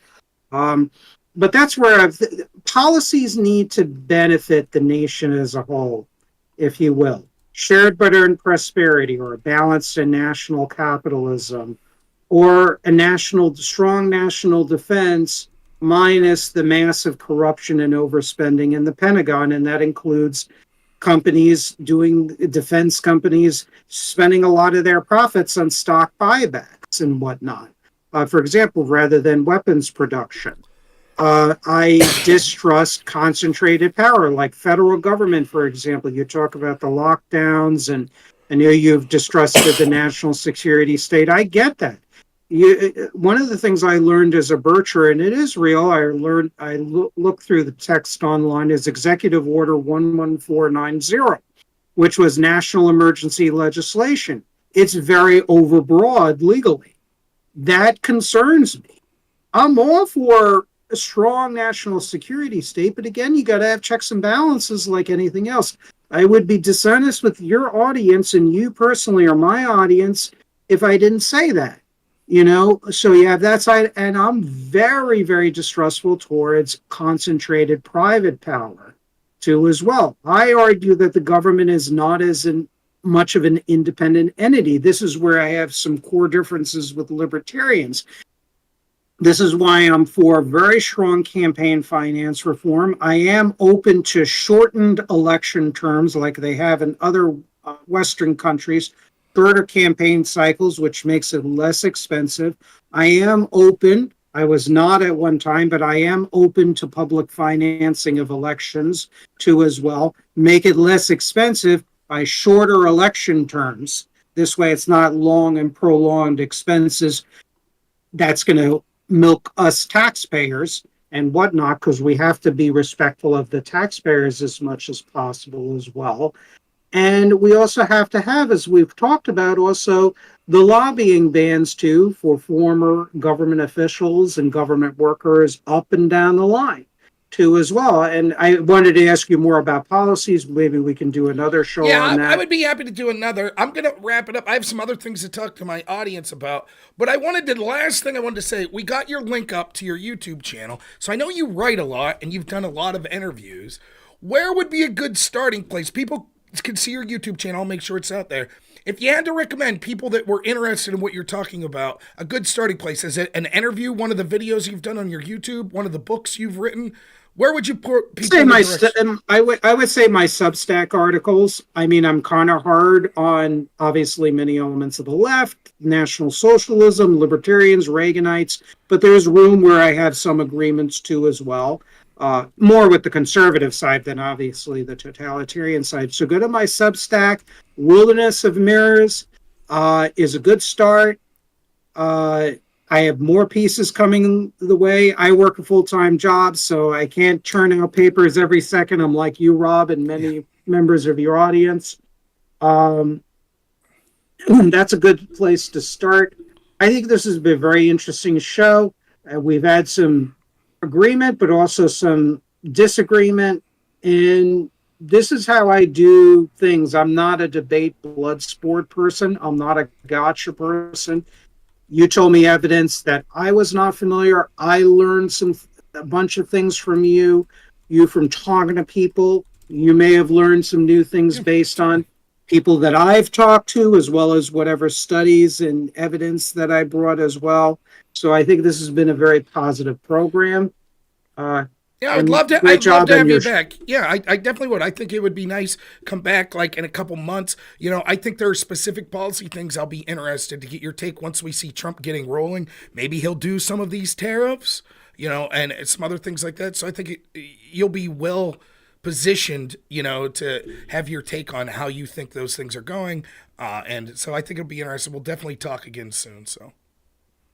Yeah, definitely. Alrighty, stay in touch. Thank you all again for having me. I appreciate it. Have a great weekend. God bless, and be safe. Thank you so much. We'll talk soon. Bye-bye. Okay, very good. Oh, there I always do this thing. You see, by the way, I talk all the time about you should always assume all of your messages will eventually be made public. You see that? Like I end that Discord call and then all of a sudden our Discord chat came up. If there was anything private there, which there isn't, but if there was, people could have saved that and seen. To answer some questions I saw in the audience, I'm not a libtard.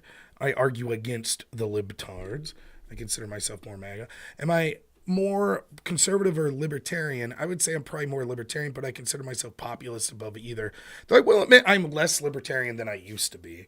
So if it used to be before that it was like 80% libertarian, 20% conservative, it's probably closer to 60% libertarian, 40% conservative now. I enjoyed them. And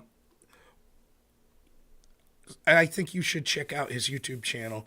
That's a guy who's doing a ton of work, right? Who's doing a ton of research. And it's not blood sports debate, so it may not be exciting for some people. It might not be some people's ideal content.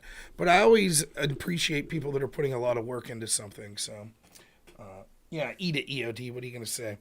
What's there to talk about here before we leave? For crying out loud. I didn't want to do that. Before we leave today.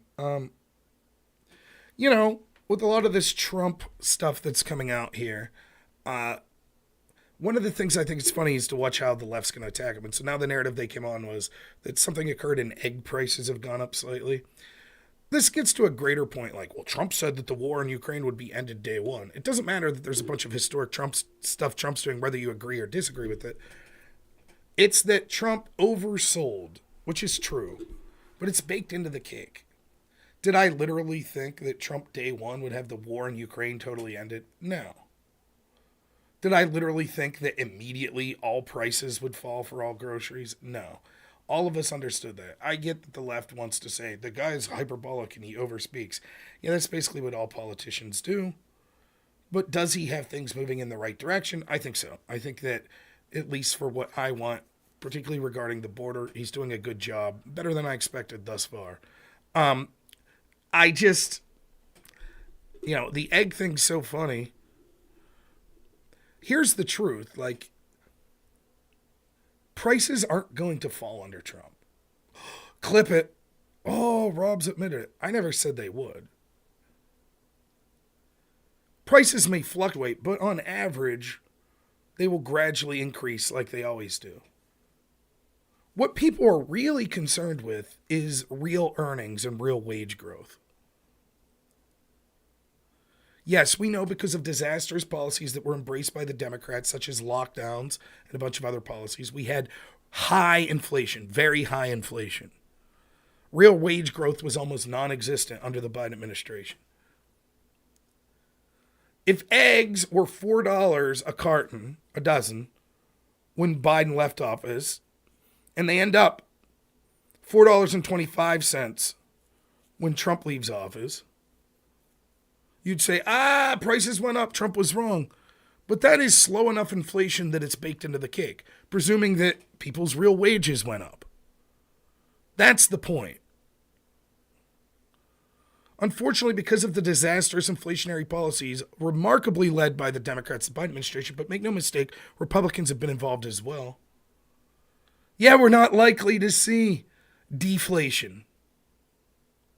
Cody, but what you want is that inflation is at a slow enough pace, not going up 13% year over year and things like that we saw under the Biden administration. Cody Folsom, thanks so much for the super chat for $5. Says, Rob, why do you say you've become less libertarian or libertarian adjacent? To me, you seem very in line with Dave Smith and Mace's libertarian. Because I used to, if you would have asked me before, I would have been like, hey man, if you want to shoot up heroin on the side of the street, have at her, man. Have at it. I don't care. What do I care? You're only hurting yourself. If you harm someone else, then we'll punish you. But if you want to shoot up heroin on the side of the street, And now I realize that I don't want junkies on the side of the street in every community.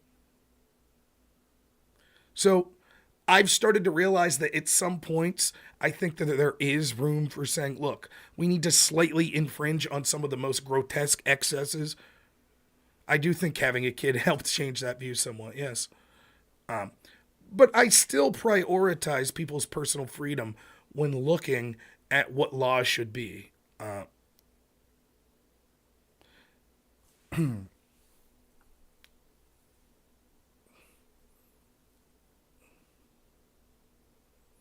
I'm conservative, but if Rob's going to be libertarian, I think you need something to strengthen its foundation. Just my opinion. Maybe.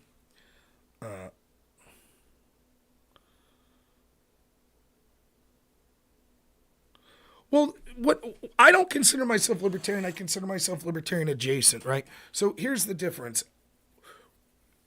What do you value? Like the public good or personal freedom? Like theoretically, in a complete authoritarian system where some scientist who's a good person is controlling every, like I'm a video game character, he's controlling every decision in my life. I'm probably in shape. My blood pressure's probably great. My blood sugar's probably great. Probably more handsome. Probably making more money, you know? But what is life without freedom?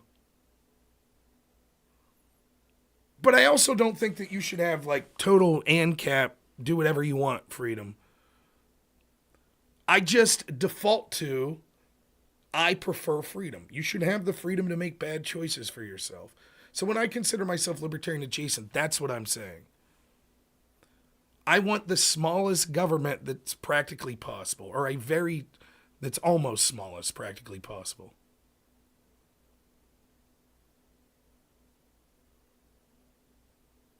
Well, the reason I stopped saying I was libertarian is because the libertarians, the NCAPs and shit, get pissy about it. That's not real libertarianism. I don't give a shit about the label. I only use that label because it gives people some vague idea of where I'm coming from. They're like, oh, okay, I get it. Small government, freedom, got it. Yeah, I wouldn't consider, so like something that would differentiate me from like a Christian nationalist would be, I think that I don't even know if we should have public schools. I think we should get rid of the Department of Education. We should have more private schools. But if we have public schools, I don't think they should be in the business of indoctrinating to religions or ideologies. Our schools should be teaching math and writing and reading and civics, those sorts of things. But instead, it's teaching critical race theory and a bunch of garbage political crap. And so a lot, not all, but a lot of Christian nationalists will say, we have no problem with schools indoctrinating children. They just need to indoctrinate them into Christianity, into our beliefs. That's what we think. And like I talked to a friend of mine, Richie, who's from the Crucible community. He's straight up and tell you, yeah, I don't give a shit. Yep, that's what we should be doing. You know, so that would be one example. You know, as a libertarian, I don't think the government should be involved in the institution of marriage. And so because it is, I don't think it should be allowed to discriminate versus people's biological sex. The Christian nationalists would say, screw that. So.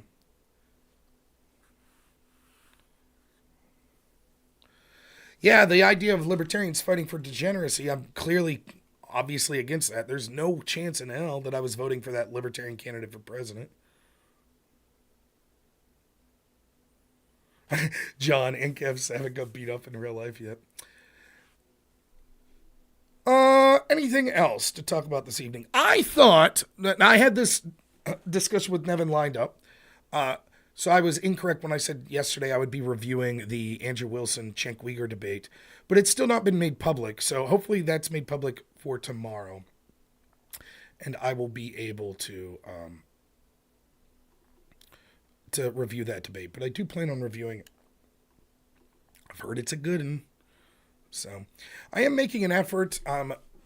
First, thank you to everyone. I asked at the end of last night's show if people could find the video of me on the Culture War podcast with Tim Pool, because the Tenet Media channel that it was originally broadcast to was removed. And I had several people reach out to me and find that. And my editor has edited clips from that. The goal with that is so that when I reach out to bigger shows like Tim Pool Again or Piers Morgan or any show like that, once they've seen that you've been on a bigger show and you're not like a complete psychopath that's going to damage their reputation or something, they're more likely to bring you on. So I am going to make an outreach to people like that. I'm also going to outreach to some, I think, bigger people but smaller people than that, like maybe not as mainstream. Alex Stein, I'm sure I'll be doing his show soon. Jake Rattlesnake, I heard is on Timcast tonight. Jake said he would love to have me back on the show, so I'll be reaching out to Jake and doing that. Probably be working with some stuff with the Crucible. And I know that there's some people behind the scenes involved in those communities and others, that there's some sort of preliminary discussions about doing real world political events, some door knocking, some things like that. I should try to get in the modern day debate show in Newark. Yeah, I don't know. James, I think, likes me in modern day debate, but I did debates on modern day debate, and I don't think people want to debate me on there anymore, if I'm honest. I think maybe they got tired of getting beat around. So I haven't got any offers from James for a while. I know it got a little spicy between me and him the last time he moderated me, which I don't know why, but yeah, Alex is friend of the show. He did my 24-hour show. He's a good guy. I guess he was talking about me in his show the other day, given some of the facts of the Destiny drama situation that's going on. Yeah, I really encourage you guys to check out Nevin, though. He seems like a very likable guy. He's more scholastic than me. Look, Nevin, if you're listening, thank you so much for saying that you think I'm very well read. I'm not. I'm not. I should read much more. Nevin seems like a guy who's reading and writing a lot, which is cool. So yeah, give him a shot. I did talk to Scott Horton. Yeah. Clint Russell, Keith Knight. Yeah. I moderated a debate with Dave Smith, and I reached out to him. Was never able to get him back on the horn. Yeah, I'm the conservative anti-Destiny. Andrew's probably more the anti-Destiny than me. But I think one of the things is, I haven't mocked Destiny or anything, and I think my takes were, I don't care what you all think of Destiny. If the story would have just been he had sex tapes that someone hacked him and they got released, he's a victim. That sucks. And I understand it's easy to be like, I don't like this guy, and now there's a video of him blowing a dude, I'm going to make fun of him. But I didn't do that. Now the story's changed. Looks like he's culpable in giving videos to people without consent. And now he's being accused of filming people without their consent. That's different. So, I don't know. As I explained to Econoboy last night, people can accuse me of just trying to cancel and this, that, and the other. But I don't think that's what I've done. Well, and that's fair. And I'm not telling other people what they could do and what they do. I just do my own thing. That's it. I did see that Pisco put out a statement last night. And I saw that Hannah put out a statement as well. As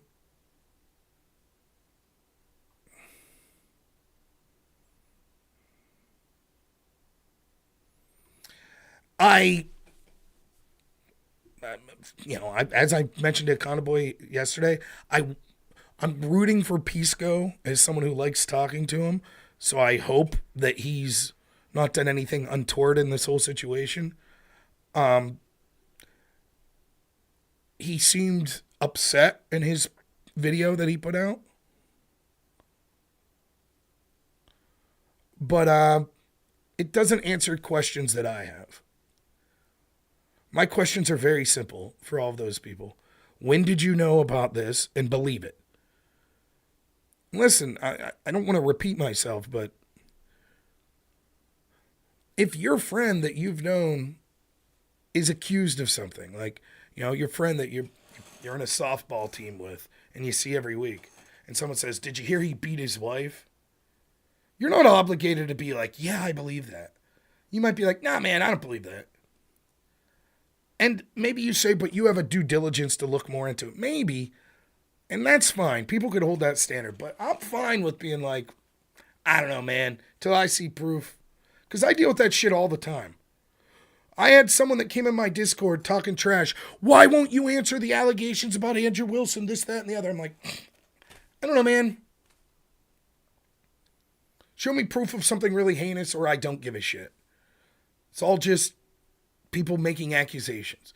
So if you didn't believe it, that's one thing. But the problem for someone like Pisco is so many people that are in business relationships with Destiny have came out publicly and said, we knew this to be true for over a month now. So if Dan's doing a show with Destiny and he knew it would have been true, and Erudite's doing a show with Destiny and she knew it to be true, people are going to say, so if Pisco was doing a show with Destiny, what did he know? And I don't mean that he heard some scuttlebutt rumor, but he heard like, oh, this happened and Pixie's doing.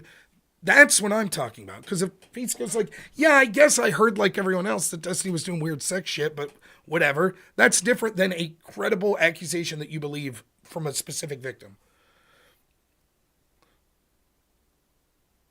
So Mr. Girl puts out, everybody knew about Destiny when I did this big write-up on it in 2023. Well, I didn't read your write-up, and even if I did, unless there was obvious proof and admissions, I would have been like, look, it's not something I care to delve into, and it's, now maybe if I was in a business relationship, it's different.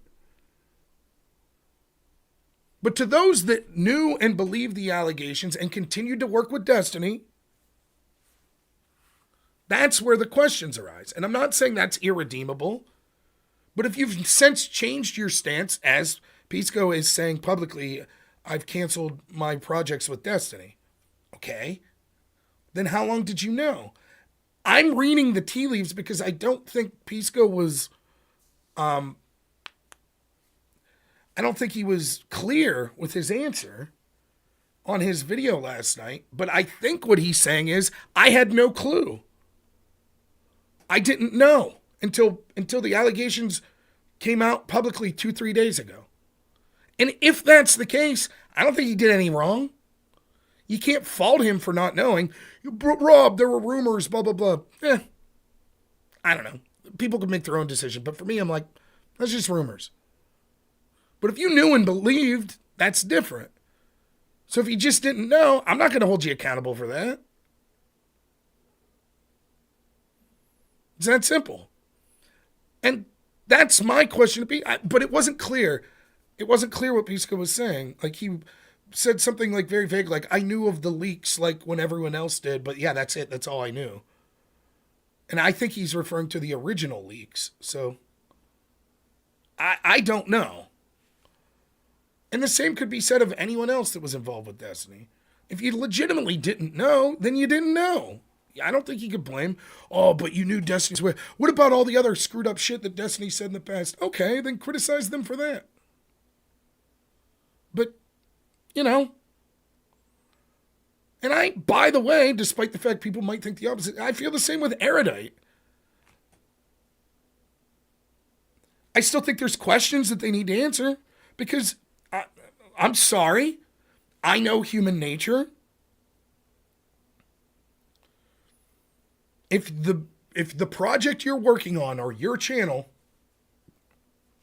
is going to massively have a bigger following because you're working with Destiny, that's an incentive for you to not want to burn that bridge, to not want to cancel. That doesn't mean that's what anybody did. But you can understand why people would say, I did see Turkey Tom's discussion with Erudite. I did. I saw that.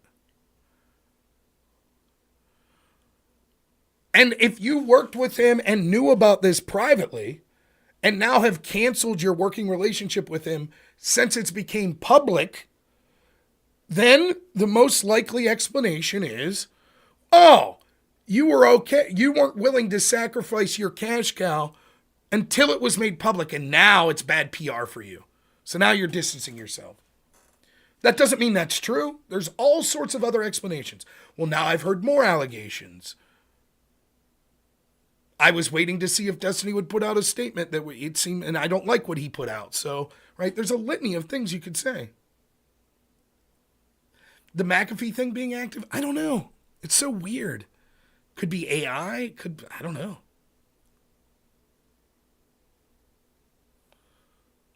But just for a second, assume that someone like Erudite did nothing wrong or someone like Pisco, I do feel bad. Like, I know Pisco's situation a little better than Erudite's, but like, put yourself in Pisco's situation. He's probably busted his ass working in this studio in New York with this big project, setting up all these real political guests, and he's probably planned out and put so much sweat equity in. This is my project. Me and Destiny are going to do this. It's going to be good.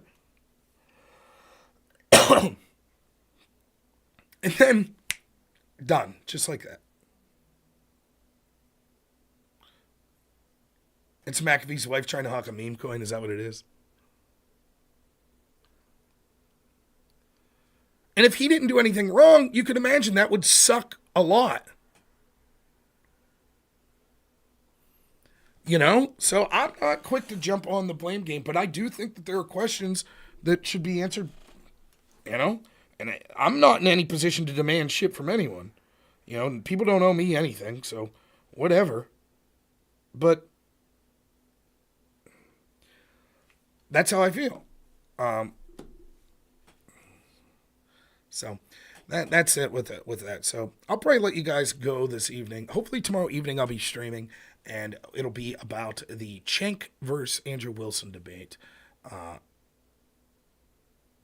If I let's use correct language. What am I going to forgive Pisco? Pisco hasn't done anything to me that I need to forgive him for. If I come to the conclusion that I think Pisco was willing to cover up shit to work with Destiny, then I might consider not streaming with him or anything. That's not where I'm at right now. And if I think that he just was a third party that wasn't involved in any of this, and or he has a good rationale for his decision, so be it. I'm not going to shit on someone for that any more than I would want to be shit on. You know, if all of a sudden, allegations about Andrew Wilson come out and people are like, Rob, you streamed with him. What about that? What did you know? When did you know it? It's like, you know? Yeah, Becca King. Yup. There's so many things wrong with it. I mean, maybe we'll talk about that in some future date, but the whole community aspect, I was sort of alluding to this at Econoboy last night, that it's just like this big, everybody's sleeping with this one content creator and allowing them to film it or not allowing them to film it, as some people are now accused. The whole thing, it's just like, it's a recipe for disaster. From the perspective of Destiny, sleeping with 19-year-old girls that you know are basically with you for clout because they want you to help their channel. Terrible idea. Terrible. Hell, even trying to hook up with a 19-year-old over Discord that you've never met. Terrible idea. Let alone sending them sex videos of you, some of which weren't through consent.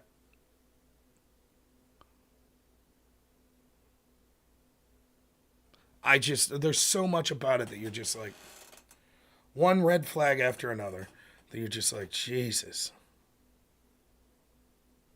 Connor and Brianna were sweeping for Destiny tonight. I don't know. I'd have to look into that. On whose stream? Not Brianna. Oh, shit. I can't confirm that they were sweeping. I'm just reading the chat, so maybe that's not true. I don't know.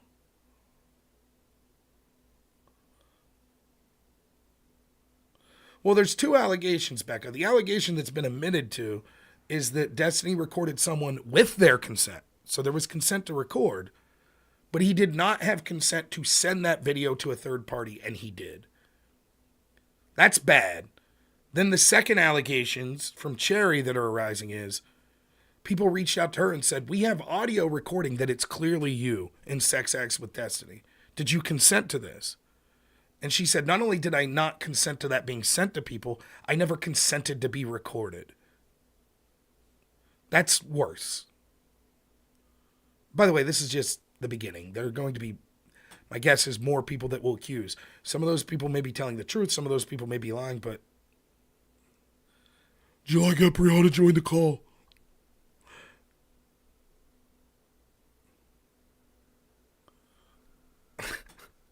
Oh, shit on Brianna. Boy, she bad at debate. Just bad.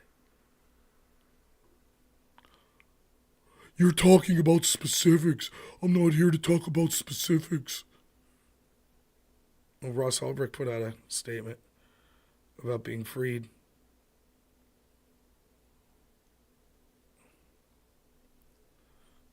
Interesting. So, all right, guys. Thanks so much. It's been a fun show. Thank you to Nevin. Please consider checking out his channel. Thanks to everyone else. I really enjoyed it. Again, I'll put Nevin's YouTube channel out there. His Substack, you can find him at Substack Nevin Gussack. So please check it out. I haven't seen Jim Carrey play that now. So, and like I said, I should be streaming tomorrow evening. So thanks so much, everyone. We'll talk to you all soon. As always, have a good one.